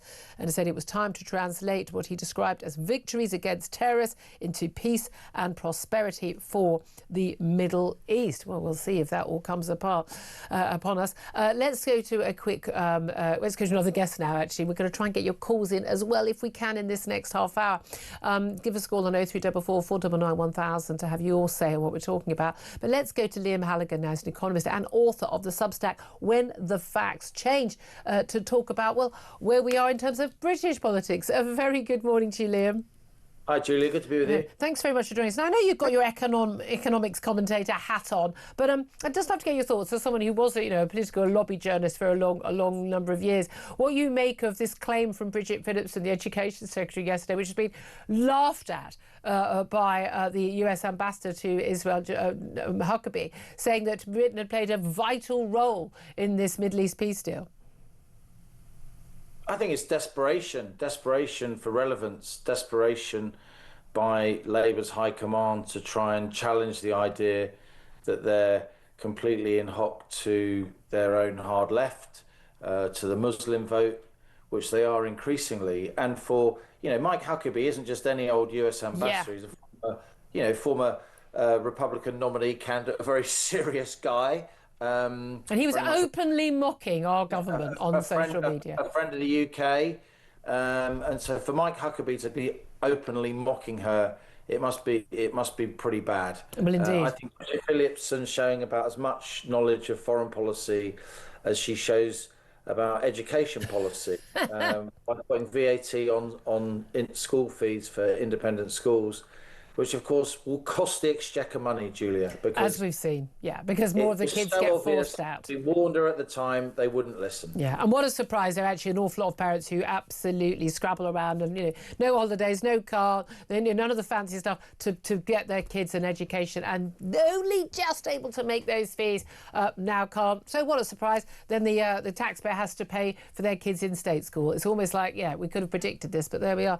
Let's talk about more sort of economic things, because, and this all ties in with the international politics as well, because we have this collapse of this Chinese spy trial, accusations that Keir Starmer's senior advisor, national security advisor Jonathan Powell, I mean, this man's name keeps coming up in every story, but this is now related to claims that Britain is sort of kowtowing to the Chinese, dropping a Chinese spy trial, interfering with that, approving, we think, this new massive super Chinese embassy in the heart of London, and all because basically we are in hock to the Chinese economically. Tell us what's going on. Well, China, on some definitions, Julia, is now the biggest economy in the world. It has been for quite a few years on what we call a purchasing power parity basis, when you allow for spending power of local currencies. I've just spent the last 2 weeks in Central Asia. As you know, I used to be a foreign correspondent in the former Soviet world. I mean, the Chinese are all over Central Asia. They've replaced Russia easily now as the biggest, most powerful economic player in what used to be Russia's backyard. They're building all kinds of infrastructure, pipelines, trains across and along the old Silk Road. Very powerful. And of course, they are a massive creditor to the Western world, lending the Western world lots of money, not least our country. Never forget that the way the Eurozone managed to sort itself out in the end is that quite a few ports and pieces of infrastructure went to the Chinese. That's what's going to happen here in this country if we need some kind of assistance on the budgetary side, which is a story I've been talking about for many months now, lampooned, of course, at the beginning, now increasingly so-called serious economists, I would say cowardly, are finally putting their head over the top and saying this could actually be a problem. The IMF hasn't got enough money to bail out some of these Western economies, including our own these days. And France, who are in dire straits. Are we going to go to cap in hand to the Chinese? Look, as you know, I want lots and lots of trade. I want lots of free trade. I think I think President Trump had some justification for tackling the tariff imbalances. For many years, the tariffs on US goods have been much higher, particularly from the Chinese, also the Europeans, than the tariffs that the Americans charge goods coming in from the rest of the world. But in the last few weeks, of course, it's the Chinese that have upped the ante by blocking overseas access to a lot of the rare earths, the special raw materials, which they've been buying up for the last decade or so across Africa. It's not just they've been buying them up, but also they've been investing heavily in the processing capability. They've got 90% now of the processing capability, being able to convert rare earths that you mine into the powders that you can use in magnets and electric vehicles and gigafactories and batteries. And so on. This is, along with semiconductors, and of course the Chinese are eyeing Taiwan, which produces, most of the world's advanced semiconductors. Along with semiconductors, rare earths are the oil and gas of our age. And the Chinese are in a very, very powerful position. So but it is extraordinary this has been allowed to happen. This has been creeping along. And again, I know you've been talking about this, I've been talking about this, but when we're tying our hands with high energy prices, buying Chinese-made, electric cars, ruining our car industry, our steel industry, you name it, every other industry, and tying our own hands for any other manufacturing. Meanwhile, making AI pretty much impossible in this country on a grand scale because of the cost of energy. It involves a huge amount of energy. Not building up our military, not being economically secure in any way at all, and then getting into massive debt, selling off, our capital city to Qatar, to China as well. It seems to me that our supposed, clever ruling classes, the technocrats, the bureaucrats who we were told are oh so clever and will do such a better job than running the country than, us mere mortals, us voters. They've not been very good at it. Well, there aren't really that many plaudits and post-politics professional opportunities. If you ask the tough questions when you're actually in office, the way our political and media class seems to work is those people that stand up for reality and ask grown-up questions, they just seem to be dismissed as awkward and having bad values. That's absolutely nonsense. I think the public is screaming for the grown-ups to stand up and exert some kind of discipline in the way we run our public finances, in the way we run our foreign policy. What I do know, Julia, and I've seen a lot of these people throughout the years I've spent knocking about British politics and economics, is there's an awful lot of our political media class who are entirely self-serving. They'll sell our country's interests down the river if it means they get a nice post-retirement sinecure with one of the great powers. That's not how it should work. People should be respected for their analytical ability, standing up for their own country in a fair but firm way, promoting free trade, but not in a way which completely, submits and surrenders to anyone else. Because economic power is military power. You can't be in military power without economic power. You can't be in economic power without secure energy, without basic supplies. It's amazing how much they don't seem to get stuff. You're an expert in this. I'm absolutely not, but I could grasp it. I find it strange that the people who are supposedly experts can't. Let's talk about what is coming up economically in this country, though, because we're paying lots of focus on what's going on, in Number 10 or on our streets or in Israel. But we are sitting there with that sort of tsunami approaching us of the autumn budget on November the 26th. And there doesn't seem to be anyone at all who doesn't expect there to be tax rises. The question is what tax rises we are going to get, who they're going to hit, and who's going to be blamed for it? Because I think, frankly, laughable claims over the weekend that the Rachel Reeves, the Chancellor, is going to try and blame Nigel Farage for the fact she's got to put taxes up. Yeah, I think it's complete displacement activity by Labour. They think they're being very, very clever playing these political parlour games, or maybe we can calibrate and pivot and go for this part of the electorate if we blame these people. Pure fantasy. Financial markets, they don't give a monkeys about these parlour games. They don't give a monkeys about the fiscal rules. What they care about is cold, hard cash flow, Julia, and the cash flow is really bad. We're borrowing upwards of 10, 15 billion quid every single month as a government, sometimes even more. A big chunk of that, between half and 2/3 most months of what we're borrowing, we're spending on debt, more debt interest on existing debt. So that begins to look like a Ponzi scheme. And why has Rachel Reeves put the budget so far ahead in the future? It just extends the pain. You know, she's absolutely killed the top end of the housing market by saying, oh, maybe stamp duty will change, maybe it will go, who knows, lots of speculation. Already the OBR is warning, as they've been warning for some months to their credit, that if you put up in capital gains tax anymore, you're actually going to get a lot less capital gains tax.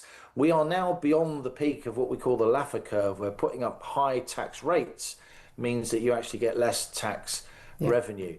Look, it's almost the most sensible thing she could do now is break them. If she's going to go down that higher tax route, which I wouldn't, I would be having proper, attempts to slow down the rate of increase and even lower spending in some parts of the UK. A third more civil servants than 2016. Everybody, why? That's completely... but you've got to have. Come on, there's no doubt about it. Liam Halligan, it's a fact that the country is a third better run now. We've got all those extra civil servants. Haven't you noticed? I haven't noticed, I'm afraid. And it's almost as if the most sensible thing to do, if she is going to go down the tax route, is actually to put up one of the big taxes. Because at least by trying to put up all these smaller taxes, you're just doing so much damage to specific wealth-creating activities that the rest of the country needs. She thinks she's being really clever putting up employer national insurance. Well, well done, Rachel, because hiring's fallen off a cliff since last October. So I think Labour need to get hold of the public finances in a much more meaningful way. But I don't think they will, because I don't think they've got the intellectual grit, determination, or otherwise. And ideologically, a lot of people on the Labour backbenches, they think that the only reason a Labour Party exists is to increase taxes and more. And more, beneficence to hand out to their people. Not the way to run a country. It really isn't. Liam Halligan, economist, author of the Substack When the Facts Change. Well worth a read. Thank you very much indeed for joining us. Sam Armstrong is still with me in the studio. The thing is, we've got this bubbling away in the background, haven't we? Because we are facing some serious economic problems. There are a lot of people in this country, a lot of businesses, a lot of families who are really struggling right now, and it's all about they think there might be some more handouts, but actually, there is no direction of travel that doesn't involve us spending more on debt and having tax rises. I'm afraid, realistically, that's what's going to happen, and benefit cuts and other welfare cuts and other general cuts, because there is no choice. The numbers don't add up anymore. Well, the Labour Party has been very clear with their own Prime Minister. They won't support him in doing what it needs to be done in order to get the welfare count down. And so long as he can't do that, so long as he can't clamp down on spending on net zero, and it doesn't look like he has the strength to stand up to Ed Miliband, you are going to see that the financial situation goes worse and worse and worse. And remember, this is a sort of different crash, because in every crash, the economies always crash. They just do. Boom and bust. That was ended by Gordon Brown. You need to check your notes. But in every crash up until 2008, basically it came at the end of a long extended period of prosperity. People had been getting wealthier, probably things had got a bit out of control, and there was an adjustment. This is different. The people of this country are £20,000 worse off than if we'd continued rising at the rate that we would have done up until 2005. We've had a profound period of going backwards in and then we're going to get the crash as well. Crash on top. And boy, if you think we've got political problems now, you wait till that moment comes. Absolutely. I'd love to hear your thoughts on this. Just to let you know, Prime Minister Netanyahu is still speaking in the Knesset in the Israeli parliament. Donald Trump waiting patiently. Unlike him, he has been wildly praised, though. Netanyahu has said that Donald Trump's name will be engraved in Israel's history and in the annals of humankind. And he has personally thanked Donald Trump for that. And he says this, that obviously every single live hostage is now back in Israeli territory. But he also said he is committed to this peace. I promise you we'll bring you Donald Trump live when he does speak. Right now, let's take a very quick break, then we'll get to your calls. This is Talk.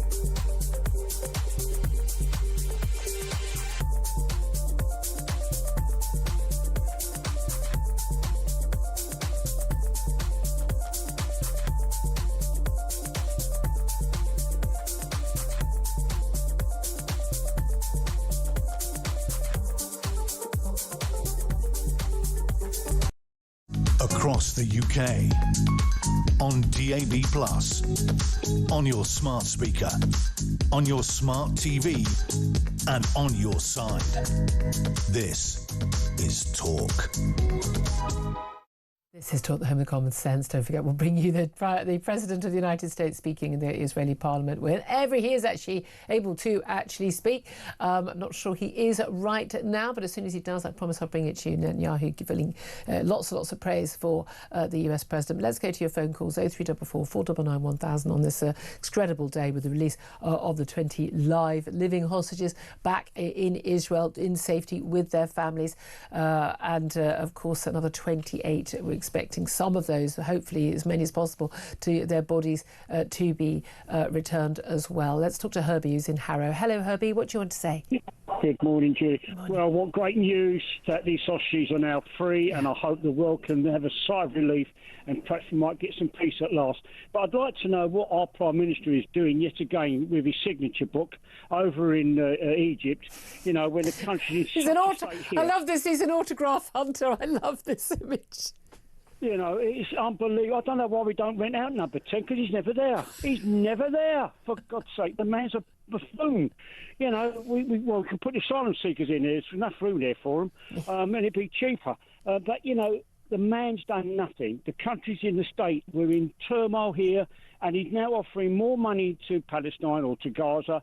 For what reason? These potholes need repairing here. These things need doing over here. Why are we giving all our money away to foreign countries when we need it here in our own country? But also, it's ridiculous. Like, oh, please pay attention to us. There's some water and sanitation. Absolutely needed. Well, Qatar can sodding well pay for it. They've been happy to sit there and host. Why don't the leaders of Hamas living in their billionaire lifestyles in Qatar, why don't they put some money towards it? I mean, the idea that all these multi-billionaire leaders of these Arab states shouldn't be paying for this, your problem, you deal with it. I don't know why we're expected to pay for everything in the world. But we've offered to rebuild it as well. What in God's name is this man up to? Does he really hate us that much that he's really torturing us day by day by day? Is this really what it boils down to, Julie? I really don't believe it. I despair as well. I couldn't agree with you more. You know, let's hope he makes a decent cup of coffee when he's allowed to come in during the coffee break during those talks in Egypt, and then he can make himself useful for once. Thank you for that, Herbie. Sydney is on the line, and he's in London and wants to have his say. Good morning to you, Sydney.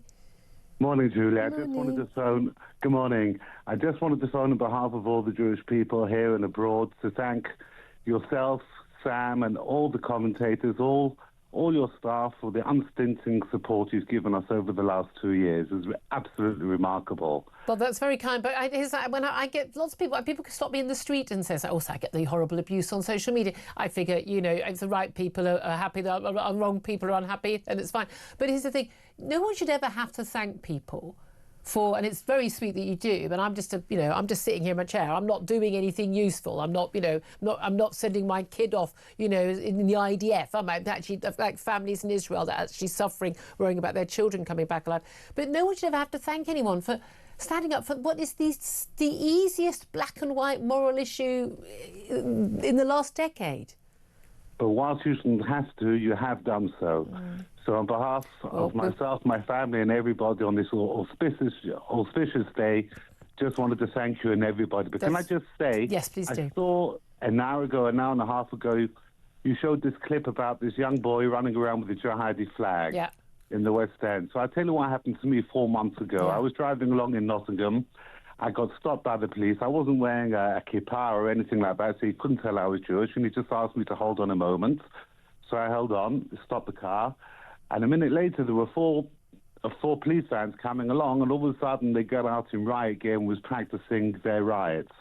So I said, we could have done with you in London these last 6 months, these last 9 months. He said, no. We've been told to take a softly approach with them. Absolutely. And we know that. You can see it. There's completely two-tier policing, depending on whether it's a march by people holding Palestinian flags or the United Kingdom flag. You know the difference. Yeah, how outrageous.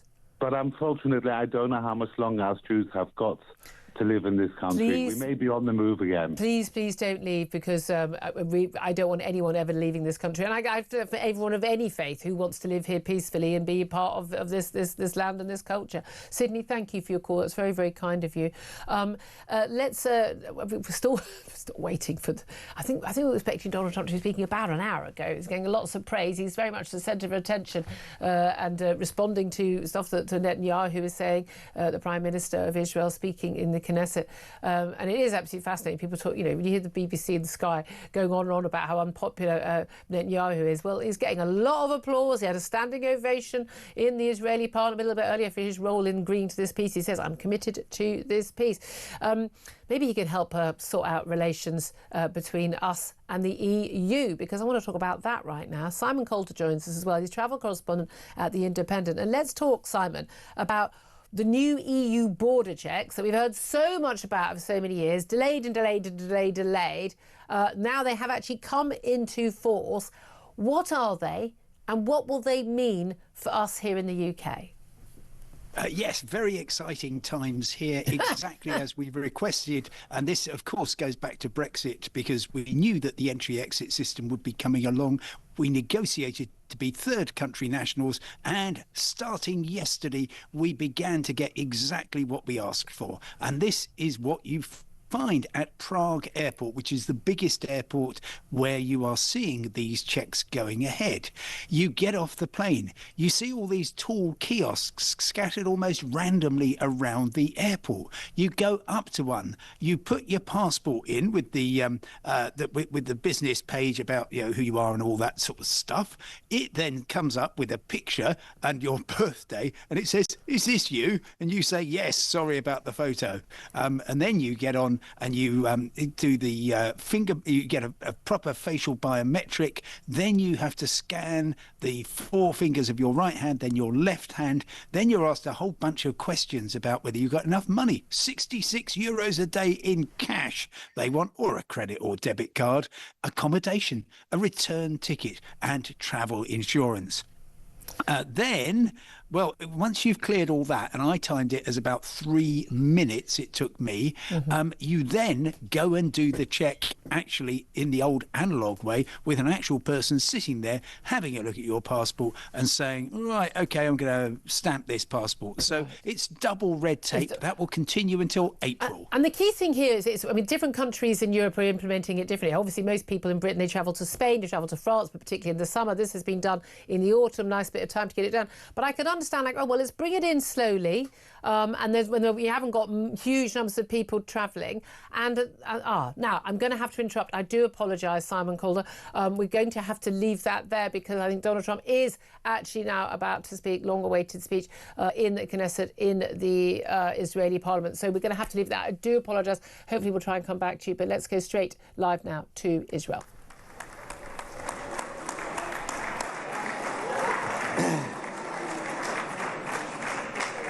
אני מתכבד להזמין כעת את ראש האופוזיציה, חבר הכנסת... Not actually speaking yet. I'm not quite sure what the delay is. There's been so many different people. And in fact, right, let's go back. Is Simon Calder still there? Can we go back to Simon Calder? Yeah. Simon, I do apologise. I've got the footage up. Basically, pretty much everybody in the world is speaking before Donald Trump. There we are. Apologies there. I can understand, bringing it in gradually over a period, because it was supposed to come in just before the Paris Olympics. The French went, oh, no, let's not do that, and upset all our American visitors. So here's the thing. We're not going to be... It's not just aimed at us. It's aimed at anyone. If you're not in the EU, then you have to do that. Or in the other countries that they allow, you're not going to do this. But is it going to be the same every single time? Or once you've done your biometrics, will you get to go in a different queue, so you're not queuing behind, an entire family with 8 kids who next July are doing it for the first time? No, it's going to be slightly easier. So the thing, Julia, that I think people find really awkward and perhaps intrusive is fingerprinting. That's something we've not typically done. Of course, if you've been to the US, you've probably had your fingerprints taken on arrival there. But it's awkward, it's difficult, but you should only have to do it once, because once they've got Julia Hartley-Brewer's fingerprints stored and your facial biometric, they say, we know who that is. And even if you turn up with a new passport, we'll say, that's Julia. Her passport photo really doesn't do her justice, but it's very nice to see her. And you will just get the facial biometric check. So probably fingerprints only once, but no extra queues. You are going to have a two-tier system where EU nationals, including Irish passport holders, speed through, and the rest of us join up. And I've been picking out where the worst queues are going to be. I predict Paris Charles de Gaulle between 5:45 and 6 a.m. You've got 9 wide-bodied flights coming in from right across the world, with mostly people who will need to go through these checks. And that's good. Now, different countries implementing it differently. We know also ports are going to be one of the bigger problems because there's a limited amount of space, and we've seen when the French decide not to put too many customs officers on their passport office on their side, that's when we get difficulties. But people have been told to wait, expect to wait up to 4 hours in these queues initially. Well, there's all kinds of warnings. The Port of Dover says, yep, we're going to get, we've invested lots of time and money in this, and we're going to do it right. But Dover at the moment, starting yesterday afternoon, is just weird. If you're on a coach, you go to Dover Western Docks, no ferries from there anymore. You go into a building, a bit like a big shed. You do your biometric thing, you get back on the coach, it is then sealed, and then in the manner of driving through East Germany between West Germany and West Berlin, the coach proceeds magisterially through the town of Dover. Nobody can get on or off, and then you go through the normal stuff when you get to the ferry. So it's going to be quite lively. Every port, there's 1,800 frontier points in the Schengen area. All of those have to do things, but they can all do them a bit differently. Yeah, I mean, that's the thing, isn't it? It's going to take a while. But I was just hoping that, OK, once you've done it once, whether or not the rest of your Britain and America have done it, once you've done it once, can you then join a quicker queue? You don't have to go and... all that's going to happen is that that you will... You might be able to speed past the people who, for the first time, are filling doing their biometric. That's the thing is, if you've done it, I was wondering. We travel a lot. Oh, is it going to be worth it? Do we all just, try and do a quick trip over while it's quiet, get it done, and then next time you're travelling, it'll be fine. But not an option for most people. But a lot of people who travel for business, it might be a big deal. But again, if only we could have someone to try and negotiate the peace between us and the EU. Here's the thing, though. We were told that with good relations with the people. With the EU, under Keir Starmer, we wouldn't face any difficulties. But I'm sure this is all still, Nigel Farage, Boris Johnson, mine and every other Brexiteer's fault. But hey, don't want to be in the EU. This is the price. Here's the thing, though, Simon. If they don't want us to visit, maybe we won't visit anymore. That might be an issue for them. Simon Calder, travel correspondent at The Independent. Thank you very much. Right, we're going to take a punt that we can go to a news briefing. I promise we'll come straight out if and when Donald Trump does speak for the Knesset. I've said for years, we don't do live speeches for this very reason, but it looks like pretty much everyone in Israel is going to be speaking in the Knesset before Donald Trump gets to do so. He did actually get up to speak at the podium and thought it was him up next, and it wasn't him. But we're going to get the latest headlines. Don't forget to put your calls in. Love to hear your thoughts on everything we're talking about today. 0344 499 1000 is the number to call. If you want to talk about passport queues to the EU, feel free to call in about that as well, plus the hostage release and plenty more besides. This is Talk. We are the home of common sense.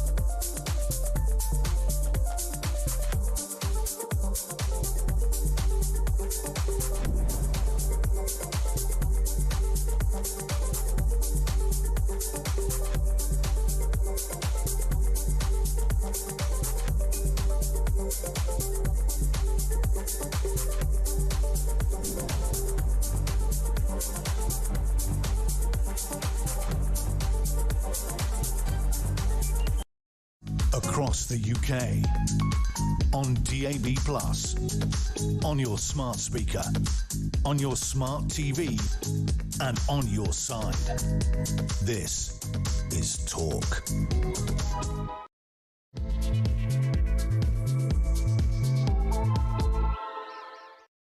Good afternoon. Welcome back to the show. 2 minutes past midday is the time. This is Talk, the home of common sense, with me, Julia Hartley-Brewer. Very much appreciate your company. Thank you for joining me. Whether you're listening on DAB+ radio, on your smart speaker, watching on YouTube, or your connected device, it's great to have your company. So much to talk about today. Of course, it's an incredible day. And I think it's not just an incredible day for Israel. Anyone who's been following the horrors of the events since October the 7th, 2023 should be, I think, frankly, shedding a little tear. I know I did this morning when I realised that the first hostages were actually out of Gaza and had been handed over, well, not to the Red Cross. I mean, nice of them to bother. They haven't been around much, have they, over the last 2 years? Didn't visit a single hostage. Didn't even try, by all accounts. But there we are. If they did try, they certainly weren't complaining that Hamas weren't giving them access. But 20 men who have been held captive. Yes, some of them are soldiers. Yes, some of them, taken in their pyjamas, but conscripts, young men, taken. Under no circumstances have they been treated as captives in war, because if they had, they would have had rights which are established in the rules of war, which they simply have not had while they've been starved and tortured and beaten and abused, held in tunnels underground for the last 2 years. But they are home, not just in Israel, back with their families. It's an amazing and wonderful day. And whether you've been on the side of Israel during this, i.e. on the side of right, or been on the side of Gaza, claiming that you are so concerned about the people of Gaza, but for some reason at no point suggesting that actually the real solution for the civilians of Gaza, the babies, the children, the women that you care so much about, is for Hamas to be destroyed, the tunnels to be gone, and for there to be peace in the Middle East, because they accept a two-state solution, which would include the state of Israel still existing and the Jewish people in Israel still existing. At no point, if they've called for that, then are they really on the side of peace? Are they really on the side of Gaza? The fact that while there was already a ceasefire in place, we had thousands of people marching in the streets over this last couple of days for apparently an end to the war, an end to the genocide that hasn't been happening, for aid to go in, which it has been doing, when there was literally a ceasefire happening and a peace deal on the table. It is extraordinary, the lies that they have told themselves and told the world. Well, those lies are no more, because we've got those hostages back in the bosom of their families. The bodies of some 28, possibly not all of them today, who have died in captivity with Hamas, murdered. Let's use the word, murdered by their hostage takers. They will be returned later this afternoon. Unfortunately, we don't have knowledge about, very sadly, one of the hostages who I've spoken to, the mother, only last week. Unfortunately, we don't know everything that is going on and everyone who's going to be returned. But it is a wonderful, wonderful day. And we're going to be talking more about that. Prince Andrew is also going to be talked about a little bit later. And another fascinating little line on the Labour ID scheme, digital ID scheme, which will, of course, something that most of our audience, I think, as opposed to as I am. But, it's amazing how Tony Blair's got his fingers in every single pot of every story that we're actually talking about today. But we are also going to be going live, I promise you, to the Knesset, the Israeli Parliament, as and when Donald Trump does actually get up to speak to address the Parliament. We've had pretty much everyone in Israel, as far as I can tell, has got up to make a speech or had a standing ovation for them. This is an incredibly significant day. Sam Armstrong is still with me. He's a commentator joining me on this day. I'm in the blue and white of the Israeli flag. I've got my Israeli flag in my bag. I've got my yellow ribbon on. I'm really hoping by the end of today I never have to wear this ribbon, bought in Hostage Square in Tel Aviv ever again. But the scenes of jubilation we have seen have been extraordinary. The relief, but the recognition, the sadness, the horror of what has gone on, not just to the hostages, but also to innocent civilians in Gaza over the last 2 years as a result of Hamas's actions, is such a heavy toll to have been paid. 738 days, hundreds of Israelis killed, others raped, hundreds of Gazans killed, thousands of Gazans killed, largely as a result of the actions of Hamas. But it's extraordinary, the scenes we're seeing right now in the Knesset. We've heard from both Benjamin Netanyahu and Yair Lapid, the leader of the opposition. And never forget, of course, until very recently, we were told that Benjamin Netanyahu was fighting this war in order to save his own skin. Well, Yair Lapid, who is the leader of the opposition, it's literally his job to oppose everything that Benjamin Netanyahu says. And he's said, I say to all those who've demonstrated against Israel, I am the leader of the opposition, and I tell you, you were deceived. Yeah. Now that the war has stopped, you have a time and a chance to go and learn the facts. The truth is, there was no genocide, no intentional starvation. And this is a man with no love for Netanyahu. They are sworn enemies. Sworn enemies. They have been fighting at each other for 20, 30 years. And I do hope that with this, that we just see yet another series of lies crumble, that there are those who, you know, if you're thinking today, if you're listening along and you thought, if think honestly, and if you thought this is never going to happen, awful, yada yada, and events have proven you wrong, have a think, have a reflect, and just contemplate the fact you might have been wrong. I love being wrong because it gives you a chance to learn and move on and move forwards. And there is massive amounts of people that need to reflect on some of the nonsense that they've believed in recent months, as I say, including far too many journalists in this country. Yes, I mean, we have spoken very openly about people at the BBC, at ITV, at Sky, who have been given completely false information, absolutely false information. Oh, goodness me. I think we may have actually got Donald Trump at the podium speaking in Knesset. Lots of applause going on now. We'll just wait until he actually starts speaking. But let us go live to Donald Trump speaking in the Israeli parliament.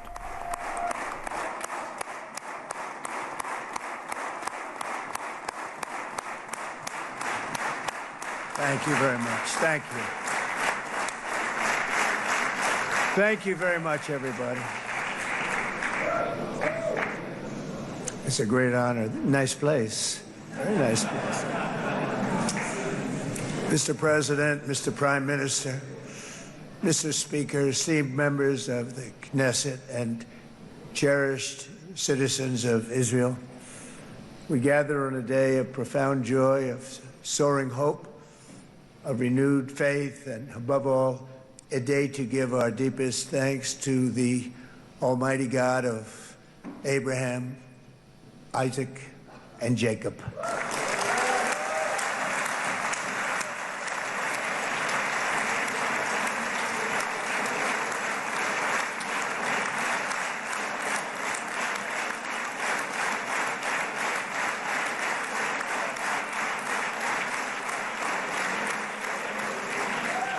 After 2 harrowing years in darkness and captivity, 20 courageous hostages are returning to the glorious embrace of their families, and it is glorious.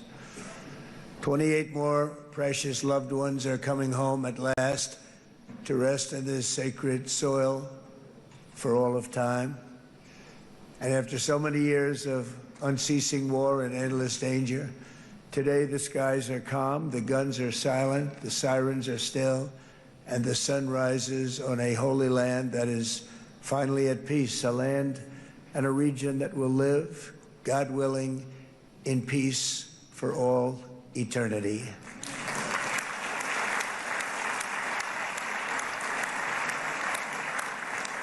This is not only the end of a war, this is the end of an age of terror and death, and the beginning of the age of faith and hope and of God.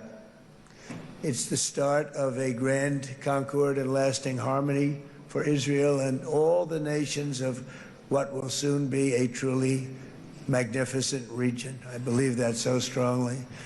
This is the historic dawn of a new Middle East.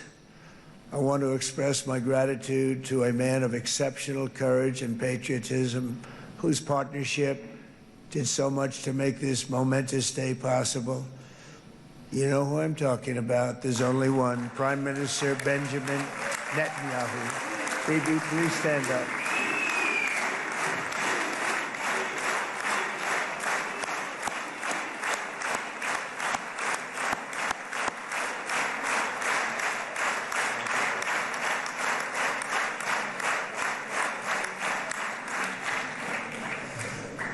And he is not easy, I want to tell you that. He's not the easiest guy to deal with, but that's what makes him great. That's what makes him great.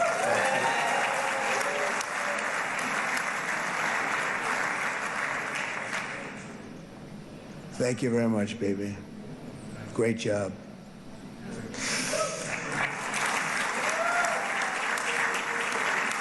And let me also convey my tremendous appreciation for all of the nations of the Arab and Muslim world that came together to press Hamas to set the hostages free and to send them home. We had a lot of help. We had a lot of help from a lot of people that you wouldn't suspect, and I want to thank them very much for that.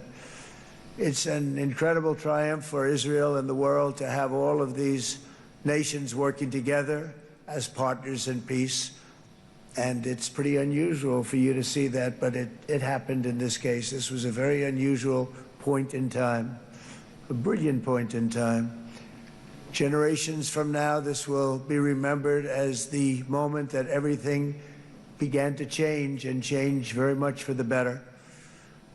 Like the USA right now, it will be the golden age of Israel and the golden age of the Middle East. It's going to work together. I'd like to thank several great American patriots for their invaluable help in getting something done that almost everyone thought was absolutely impossible. We were wasting our time. So many people said, "You're just wasting your time." But we weren't, because we had talented people working with us, and we had people that loved your country, and frankly, people that loved the region. They loved the Middle East. I want to thank my friend Steve Witkoff.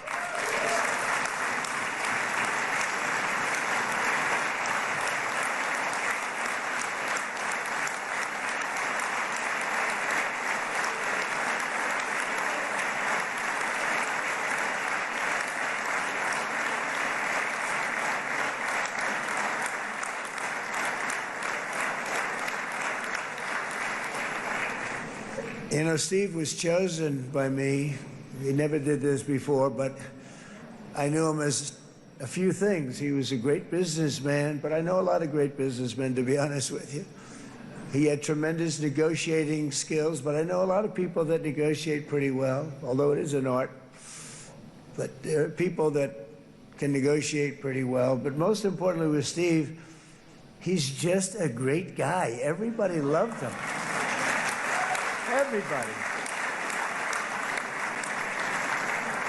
I mean, I know some negotiators that are so good, but you wouldn't have had peace in the Middle East. You would be in World War III right now with some of these guys.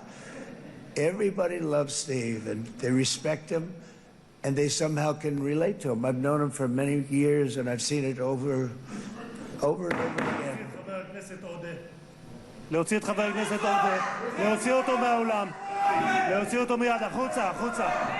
Just, we were listening to Donald Trump there giving a speech praising Steve Witkoff, but someone has just run through the Knesset, the Israeli Parliament chamber, and has been caught by security now. Applause from those in the chamber as that man is removed, trying to give some sort of statement. Let's go back to Donald Trump.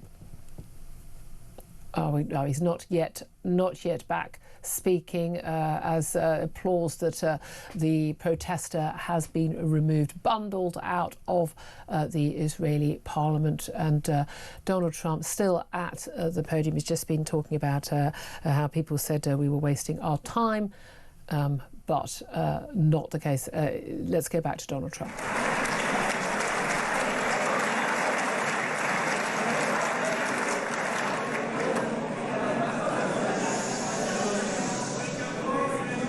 So back to Steve. He's...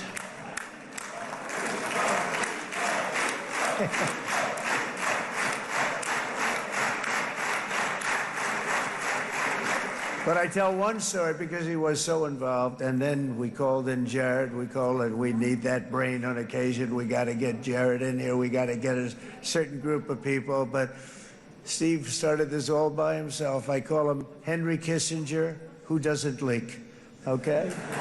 Henry is a big leaker. He leaked Steve doesn't leak. Steve just wants to get the job done. He wants to do what's right. But I'll give you just a quick story because, as you know, he's working on the war with Russia and Ukraine, a war that would have never happened if I were president. A shame. 7,000 young soldiers a week are being killed. More than that this last week. It's a shame. Should have never happened. But it did happen, and we won the race, and I took over this horrible war that's been raging, and I thought it would be easily settled. I thought it was a hell of a lot easier than doing what we just did very successfully with Israel and a lot of other people. But this came first, and we'll get that one. But I set up a meeting for him to meet with President Putin, thinking it would be a 15 or a 20-minute meeting. Steve had no idea about Russia, had no idea about Putin too much, didn't know too much about politics, wasn't that interested. He was really good at real estate, but he had that quality that I was looking for, and I didn't see it around in too many ways. And I set up the meeting with Putin, and I called. I said, is Steve finished yet? That was about a half an hour into the meeting. No, sir, he's not. He's still inside. This is in Moscow. I said, well, how's he doing? I don't know, sir. He's still inside. I called up an hour later. Let me speak to Steve. Sir, he's still with Putin. He's with President Putin. I said, wow, that's a long meeting, 1 hour. I called up an hour later, he was still with Putin. 3 hours later, he was still with Putin. 4 hours later, he started to get the word that he was going to be coming out soon. And in 5 hours, he came out. I said, what the hell were you talking about for 5 hours? And he says, just a lot of interesting things. We're talking about a lot of interesting things, including what he went in there for, but you can't talk about it for 5. You can talk about it for a certain period of time, and you know what you're getting. But that's a talent. That's a talent, where you can do that. Most people I'd send in, number one, they wouldn't be accepted. Number two, if they were, the meeting would last 5 minutes, and that's what happens with Steve. Everybody loves him. They love him on this side. They love him on the other side. And he really is. He's a great negotiator because he's a great guy. So thank you very much, Steve. Very much.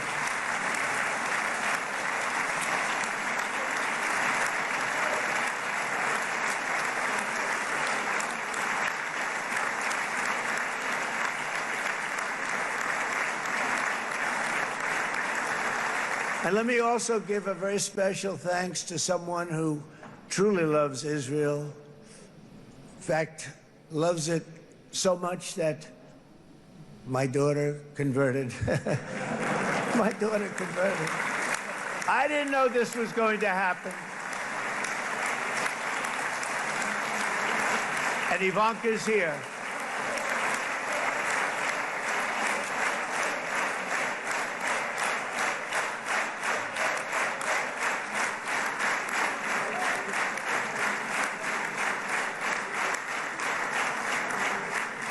And Bibi, you do know this was not in the cards for me. You understand that.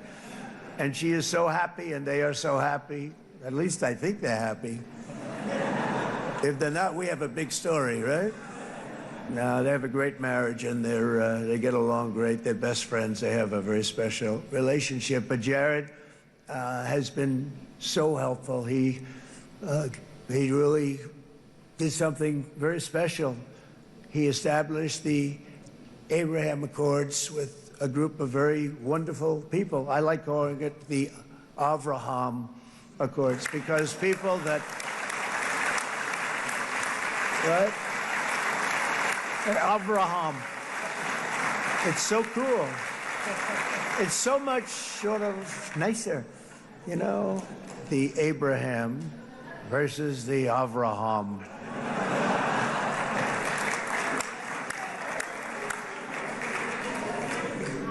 I just don't want to sound too sanctimonious when I do it, so, you know, I sort of split it up. This way we keep everybody happy. But we have some very great talent, and they have no excuses for anything that's taken place because we had some unbelievably good people working on this. And then you're going to add a man named Marco Rubio, who is also here. That's right.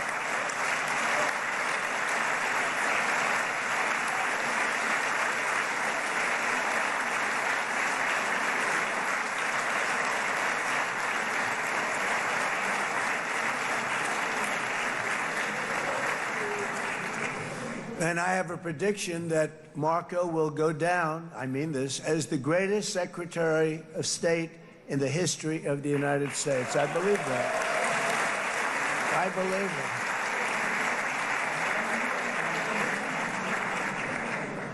it. And he and I, you know, we really fought it out. You remember, he was tough. He was nasty.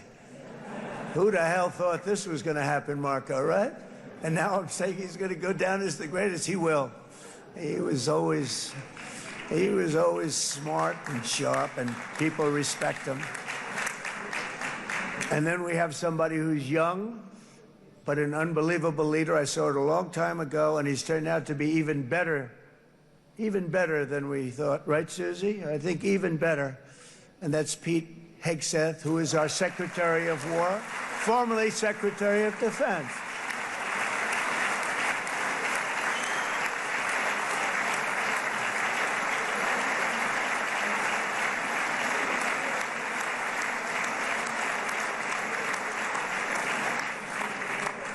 And as you know, we decisively won World War I. We decisively won World War II decisively. And everything in between and everything before it, we won everything. And then they had the brilliant idea of changing the name from war, you know, it was war, to defense. And with that went a certain thinking. And we fought in a very politically correct way after that. We always had the strongest military, and now we have a stronger military than we've ever had before. Because of my first term, I've totally rebuilt the military, every aspect of it. But we have, if you think, we settled 8 wars in 8 months. I'm now including this one, by the way, if that's okay. They may say, well, that was quick. Because yesterday I was saying 7, but now I can say 8. The hostages are back.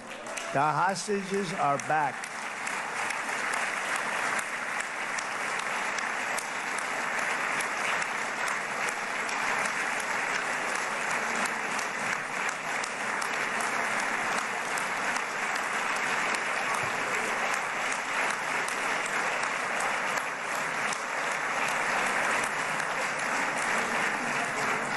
It is a good feeling. Isn't that nice to say? You know, I just said the hostage. First time I said the hostages are back. It feels so good to say it. But when you settle 8 wars in 8 months, that means you don't like war. Everyone thought I was going to be brutal. In fact, I remember Hillary Clinton during a debate, she said, look at him. He's going to go to war with everybody. And actually, she said, he's got a personality that's all about war. No, and my personality actually is all about stopping wars, and it seems to work. Seems to work. But it also means this name change and our attitude that we're not going to go into a war, but if we do, we're going to win that war like nobody has ever won a war before. We will not be politically correct. But we're not going to be there. And I think, you know, as you mentioned, Bibi, before, peace through strength. And that's what it's all about. The United States has the greatest and most powerful military in the, right now, history of the world. I can tell you we have weapons that nobody's ever dreamt of. I only hope we never have to use them. I rebuilt the military. I was proud to do it. But some of the things I hated to do, I hated certain of the weapons because the level of power is so enormous, it's so dangerous, so bad. But we have to do what we have to do. We make the best weapons in the world, and we've got a lot of them. And we've given a lot to Israel, frankly. And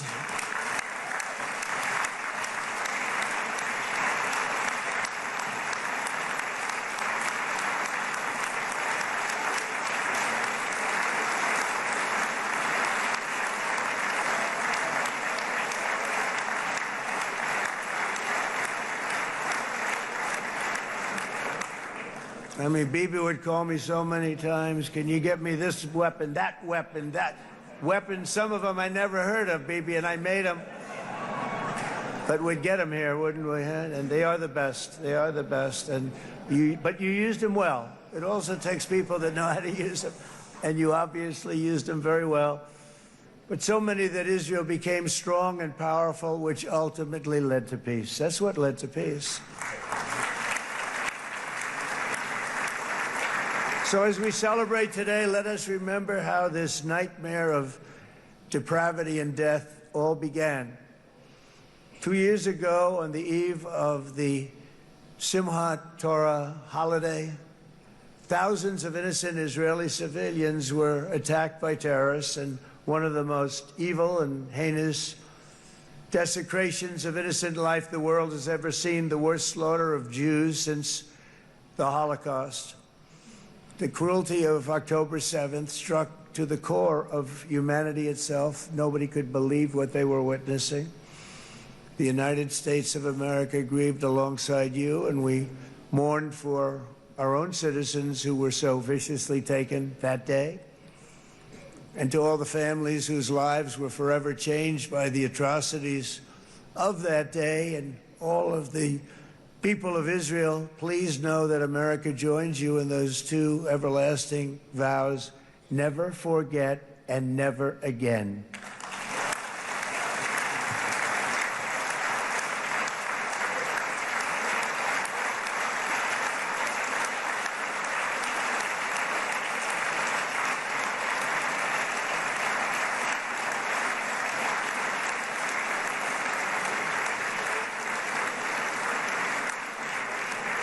From October 7th until this week, Israel has been a nation at war, enduring burdens that only a proud and faithful people could withstand. It was a very tough period of time.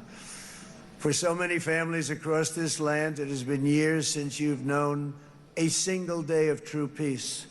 But now at last, not only for Israelis, but also for Palestinians and for many others, the long and painful nightmare is finally over. And as the dust settles, the smoke fades, the debris is removed, and the ashes cleaned from the air, the day that breaks on a region transformed, and a beautiful and much brighter future appears suddenly within your reach. This is now a very exciting time for Israel and for the entire Middle East, because all across the Middle East, the forces of chaos, terror, and ruin that have plagued the region for decades now stand weakened, isolated, and totally defeated. A new coalition of proud and responsible nations is emerging, and because of us, the enemies of all civilization are in retreat. Thanks to the bravery and incredible skill of the Israeli Defense Forces and Operation Rising Lion,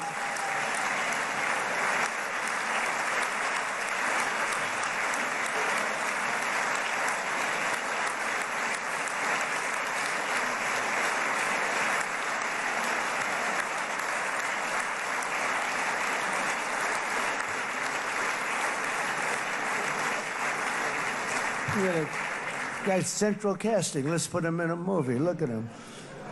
Great job. And my people loved working with you. Loved it. They worked so well together. But many of Iran's top terrorists, including nuclear scientists and commanders, have been extinguished from this earth. And with Operation Midnight Hammer, boy, that's a great name for that, what we did last June. The United States military flew 7 of those beautiful B-2 bombers. They look so beautiful all of a sudden. They were always, I thought they were pretty planes. I had no idea they could do what they did. In fact, we just ordered 28 more of them. A little updated version. We ordered a whole pile of them. And almost 100 other planes went with them, including fighter jets. And we had 52 tankers, big, beautiful, brand new tankers that were loading them up 4 or 5 times. They've traveled 37 hours back and forth. Think of that. But we had tankers all over the sky for all the other planes. We had the F-22s, the F-35s, F-16s. We had a hell of a lot of planes.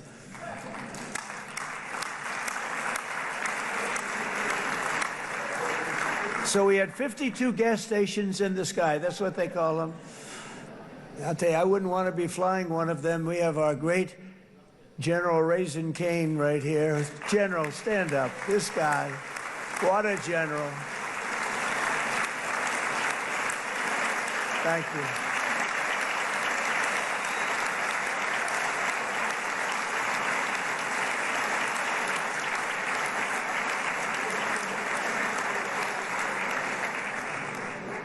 I asked General Cain, I said, you know, we're having problems with ISIS, and I was in Washington, and I asked, how long would it take to defeat ISIS? And my Washington generals told me, 3, 4, maybe 5 years, sir. I said, I don't get it. We've got the best equipment in the world. Why? So I flew to Iraq, and I met with a man named Cain. He said, what's your first name? He said, they call me Raisin, sir. I said, wait a minute, your name is Raisin Cain? I've been looking for you for a long time. You gotta be kidding. So they told me 3, 4, 5 years to defeat ISIS. And I sit down with him and I say, why is it? I flew there in the dark of night. I landed, I'll never forget it. It was quite a trip. I'm glad I made it because I met him. I said, could I ask you, General? I come down. He said with another general and a sergeant. Everybody was like central casting. They could go into a movie right now. Between him and you guys over here, we could get rich making movies, okay? And they got along so great. That's the beautiful thing, that your military and our military, Bibi, got along so great. But I was told by the television generals in Washington, we have the best equipment in the world. Why is it taking so long? And they said, 4 years. I said, so let me ask you, Raisin, how long would it take you to defeat ISIS? Sir, we can do it in 3 weeks, but you'll probably have some time left over. I said, you gotta be kidding. What the hell are you talking about? They said 4 years. I said, well, sir, look, it's not my place to say, but you're asking me the question. What you have to do is you hit him from the west, you hit him from the north, you hit him from the south, you hit him above, you hit him below. I said, so why didn't they do it? And he didn't want to speak badly of his superiors, which is hard to believe they were his superiors. Should have been the other way around a long time ago, because he's the one that did Operation Hammer. It was flawless. It was flawless. It was absolutely flawless. And I said, so you really think you can do it in 4 weeks? Yes, sir, 100%. You have to do it differently than they were doing it. They were using one base, and it was hundreds of miles away. And he says, we have all these portable bases all over the Middle East. And they didn't want to use them because they didn't want to offend the country where the portable... They wouldn't have even known what the hell the planes were going up, right? They wouldn't have known. But he said, no, they didn't want to defend anybody, offend anybody. And but we can do it in 4 weeks. I said, you sure about that? I'm going to call you back. I'll call you back on Monday. I'm going back to Washington. But you think 4 weeks? Yes, sir, I think we can do it in 4 weeks. We'll have time left over. So I call him on Monday. I say, you think you can do it? 4 weeks. I said, go ahead and do it. He did it. I'll tell you, he did it in 4 weeks, less than 4 weeks. So, General, stand up, please. Again, this is a real general. This is not a television general. He doesn't want to go on television.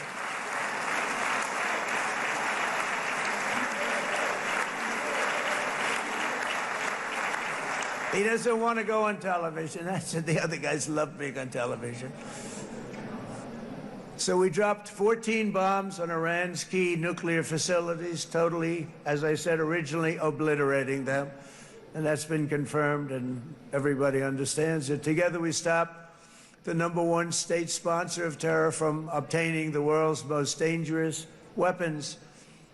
And if you think about it, if we didn't do that, and assuming we made the same deal that we have today, there'd be a dark cloud over this deal. And #1, it wouldn't happen because the other Arab and Muslim nations really wouldn't feel comfortable making the deal that we have now, right?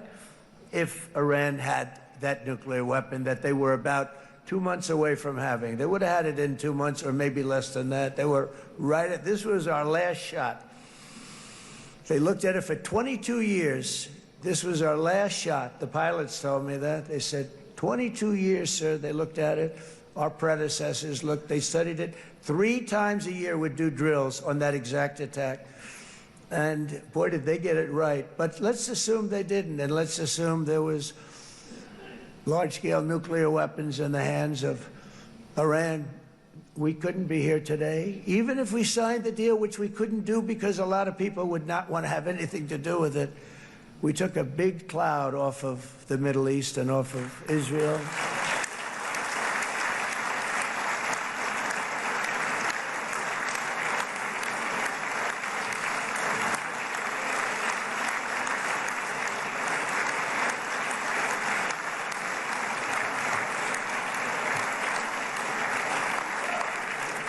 And it was my honor to help. But isn't it true, though, that can you imagine the same, let's assume, Bibi, the same documents, we had everything the same, but you had somebody out there that was, in the opinion of everybody, all-powerful in the Middle East. They took a big hit, didn't they? Didn't they take a big hit? Boy, oh boy. They got it from one side, from the other. And you know it would be great if we could make a peace deal with them, and I think that's made. Would you be happy with that? Wouldn't it be nice, I think? Because I think they want to. I think they're tired. Somebody said, sir, they're starting their nuclear program again. I said, let me tell you something. They're not starting anything. They want to survive. The last thing they want to do is start digging holes again in mountains that just got blown up and start. They're not doing it. They want to survive, okay? But I think we have a chance. Steve, you, and I think Jared, come on, I'll call you back for another one. We always bring Jared when we want to get that deal closed. We bring Jared, but Steve, you and Jared and the General and Pete and Marco, you'll get that deal done easy. I think that'll be easy. But first we have to get Russia done. We got to get that one done. If you don't mind, Steve, let's focus on Russia first, all right? We'll get it done. In Lebanon, the dagger of Hezbollah, long aimed at Israel's throat, has been totally shattered. My administration is actively supporting the new president of Lebanon in his mission to permanently disarm Hezbollah's terror brigades. He's doing very well. And build a thriving state at peace with its neighbors. And you're very much in favor of that, I know. And it's good things are happening there, really good things. And with this week's ceasefire, we've achieved the most challenging breakthrough of them all. The most challenging breakthrough maybe ever. I mean, I've never seen anything like it. I've been involved in a lot of success. I have never seen anything like what's going on today all over the world. People are dancing in the streets, not just in Israel. They're dancing in the streets of countries that would have never danced in the street about what's happening today. They're dancing in those streets. So this long and difficult war has now ended. You know, some people say 3,000 years, some people say 500 years, whatever it is. It's the granddaddy of them all. And in an unprecedented achievement, virtually the entire region has endorsed the plan that Gaza will be immediately demilitarized, that Hamas will be disarmed, and Israel's security will no longer be threatened in any way, shape, or form.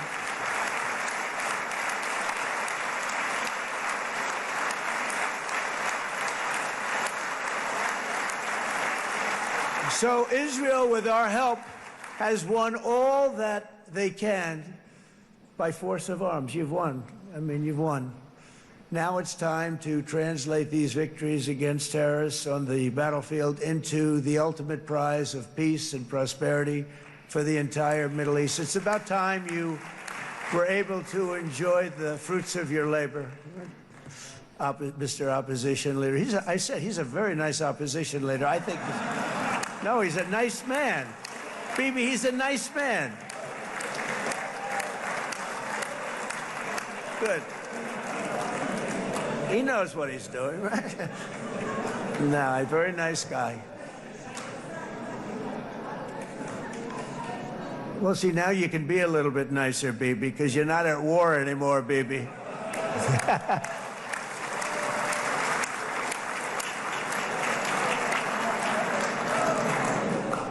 But only by embracing the opportunities of this moment can we achieve our goal of ensuring that the horrors of recent years will never happen again. You don't want to have to go through this again. 8 years ago, I came to this region on a very special first trip abroad as the President of the United States. I came here very early at your request. I addressed the leaders of the Arab and Muslim world gathered in Saudi Arabia and said that it was time to build a future free of the grip of extremism and terror. And interestingly, right now, as soon as I'm finished, I'm quite late. You've kept me quite late between opposition leaders and Bibi's brilliant but very long speech. I thought I was going to run up here, make a speech, and then head to Egypt. It didn't work out, though. And you made a pretty long one, too, Sarah.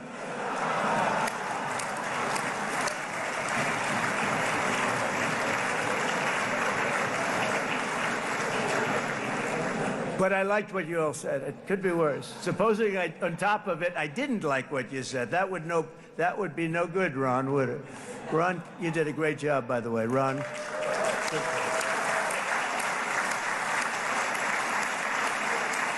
Yeah.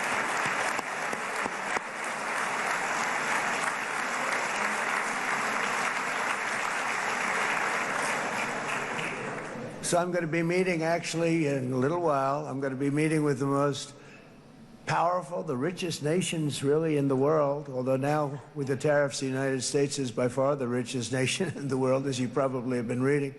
But the richest nations, most powerful nations, you know, tremendous, headed by some tremendous people in many cases. Some cases I wouldn't say necessarily I would endorse, but I will tell you, some incredible people that really helped us make this all possible. So I'll be going there. I'll be quite late.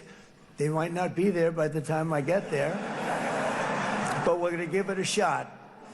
But the journey we started back then led to the crushing defeat of the ISIS caliphate, to the monumental Abraham Accords, and ultimately to the historic ceasefire this week, in which many of those same nations really played a very pivotal role, I have to tell you. Steve will tell you that. Jared will tell you that. Together, we've shown that peace is not just a hope that we can dream about. It's a reality we can build upon day by day, person by person, and nation by nation. And because of that, the Middle East is finally ready to embrace its extraordinary potential. You have extraordinary potential in this region. It should now be clear to everyone throughout the region that decades of fomenting terrorism and extremism, jihadism and anti-Semitism have not worked. They haven't worked. They've been a disaster. They've just killed. They've killed. They've backfired completely and totally. They've just totally backfired. Everything that you thought, take it worst case, it's turned out to be worse than that. They have not worked. From Gaza to Iran, those bitter hatreds have delivered nothing but misery, suffering, failure, and death. They've served not to weaken Israel, but to annihilate the very forces that did the most to foment this hatred. And it's really, I mean, everybody that's tried it has become irrelevant. Meanwhile, we've seen those nations that set aside their differences, reached across ancient divides, and pursued engagement are now among the most successful in the region. They're getting along with Israel, and they're doing great. And I can tell you the 4 nations that joined the Abraham Accords early on, and you'd all be doing me a favor, and I'm going to be saying this in a little while to some other friends, would love you all to, is this right, Jared? Join up in the Abraham Accords. We have to join up and get together. You can have that whole thing filled out. We had a very weak administration, worst president in the history of our country by far. And Barack Obama was not far behind, by the way.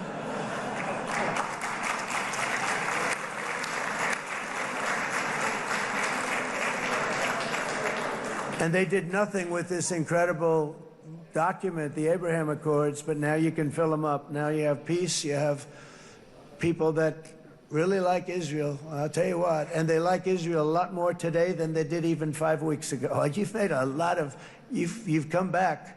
You've come back strong because it was getting to be a little nasty out there in the world, and ultimately the world wins. You can't beat the world always. I would say to Bibi, it's now time, and he understood it better than anybody, because ultimately, you know, the world's a very big place, and I've said a lot. I said, this piece of land is very small. It's unbelievable what you've done with that tiny, you look at a map even of just, not the world, the Middle East, and you have this little dot, and think of what you've done. It's incredible. It's incredible.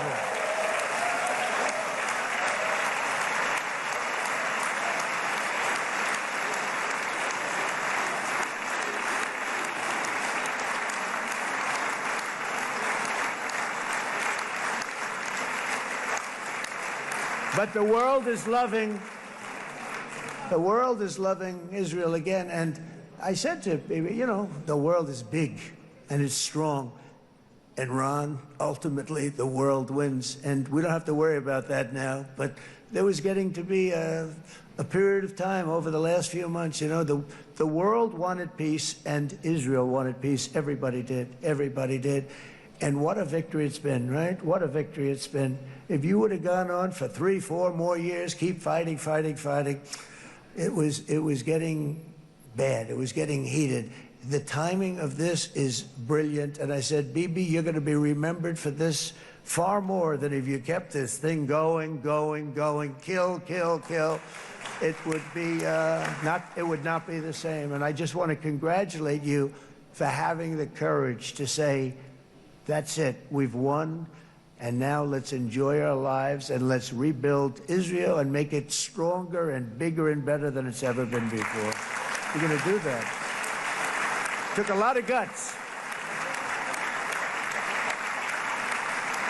And the choice for Palestinians could not be more clear. This is their chance to turn forever from the path of terror and violence. It's been extreme, to exile the wicked forces of hate that are in their midst. And I think that's going to happen. I've met some people over the last couple of months that want to see it happen very much. And after tremendous pain and death and hardship, now is the time to concentrate on building their people up instead of trying to tear Israel down. We don't want that to happen again. And the total focus of Gazans must be on restoring the fundamentals of stability, safety, dignity, and economic development so they can finally have the better life that their children really do deserve after all these decades of horror. I intend to be a partner in this effort in the sense that we're going to help and we're going to do something that became unbelievably popular. Everybody wants to be on it. It's called the Board of Peace, okay? How about that? Is that a beautiful name, like a board of peace?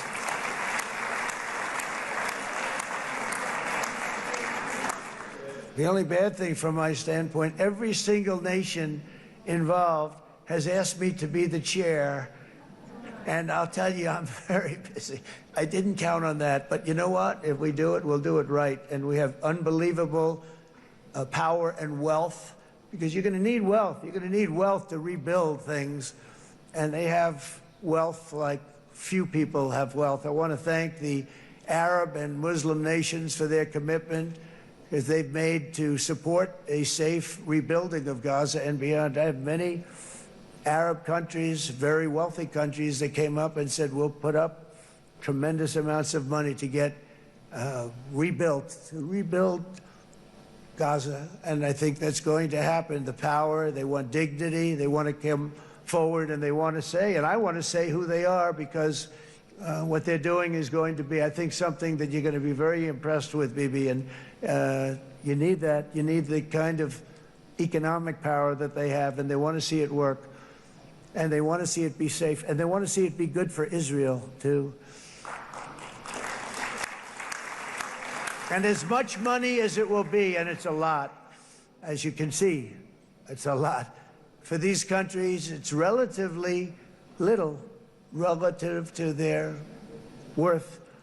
It's really a lot of money like money, like most people could never even conceive, but for these countries, it's not that much, especially because it ensures success and stability in the Middle East, which is what they want to see.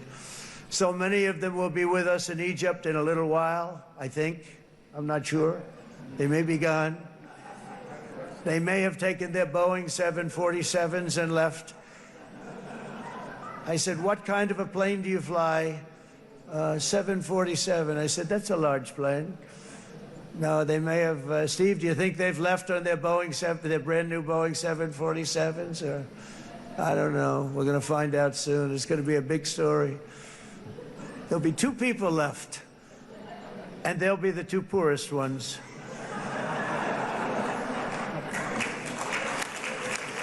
But it will be the wealthiest and most powerful group of nations. So the group that we have assembled, that's waiting for us, is the wealthiest and most powerful group ever assembled at one time. There has never been a group like this, and they're only looking for good. They want good. They're going to do good. And as those commitments are made, I'm going to let the world know who's doing it, because they really deserve to get the credit, and some of them probably won't want the credit, but they deserve it. It's more obvious than ever that the productive and responsible nations of this region should not be enemies or adversaries. You should be partners and eventually even friends, and that's what's going to happen. I know it. Together you can stand against the forces of chaos. Yeah, you go ahead. That's an important point.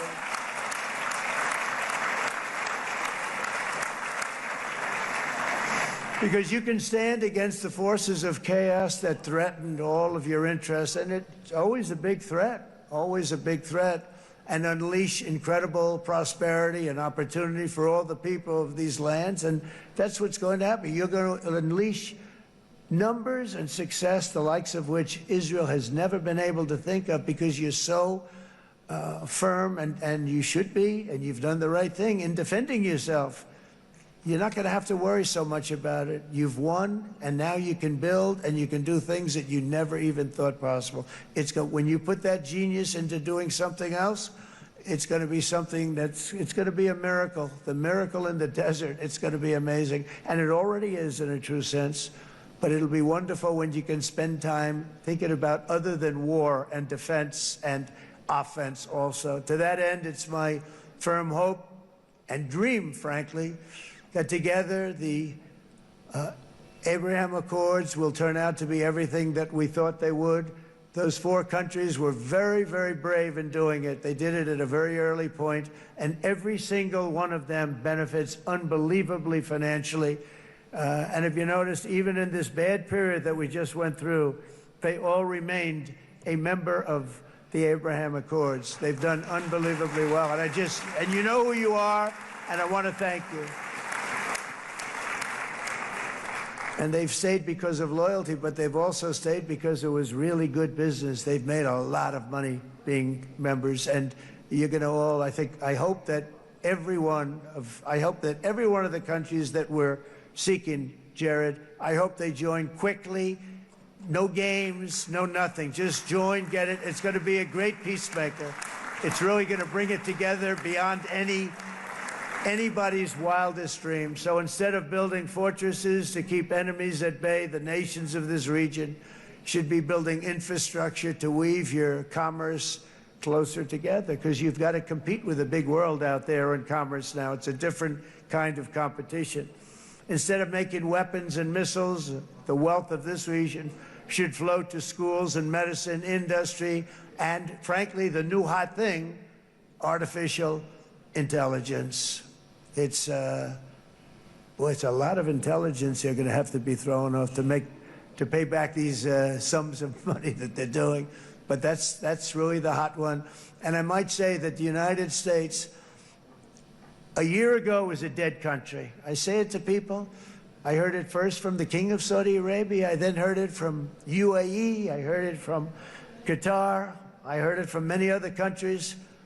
A year ago, the United States of America was a dead country. Now it's the hottest country anywhere in the world. It is the hottest. There's no question about it. Okay. In fact... OK, we've been listening to Donald Trump for about an hour or so now. I think he may have actually got to the start of his actual speech and his actual what he's actually got on his autocue. I mean, he's riffing and he's being Donald Trump. We just got the last couple of moments of my show and we're going to go to the news as well. But Sam Armstrong's still with me. I'm Julia Hartley-Brewer, if you were just wondering. It's the quietest I've ever been for an hour. That's right. I mean, look, he's earned his moment in the sun. Yes. And what was hilarious, because he was actually criticising Netanyahu and others for giving long speeches, which is hilarious. But there's no doubt at all, some of the things that he has had to say in terms of people dancing in the streets, a long and painful nightmare is finally over. We took a cloud off of the Middle East. This is a historic dawn of a new Middle East. This is the start of a golden age for Israel and the Middle East. So many said we were wasting our time. I mean, a lot of this could be true. There's a lot of truth in there, and this is peak Trump, but in a sense, if he gets to do it any day, this is the day. Now, look, there's a lot still to come, and I'm sorry to strike a note of caution, but while I am optimistic that Hamas will now leave Gaza, I don't think they've got any cards left to play.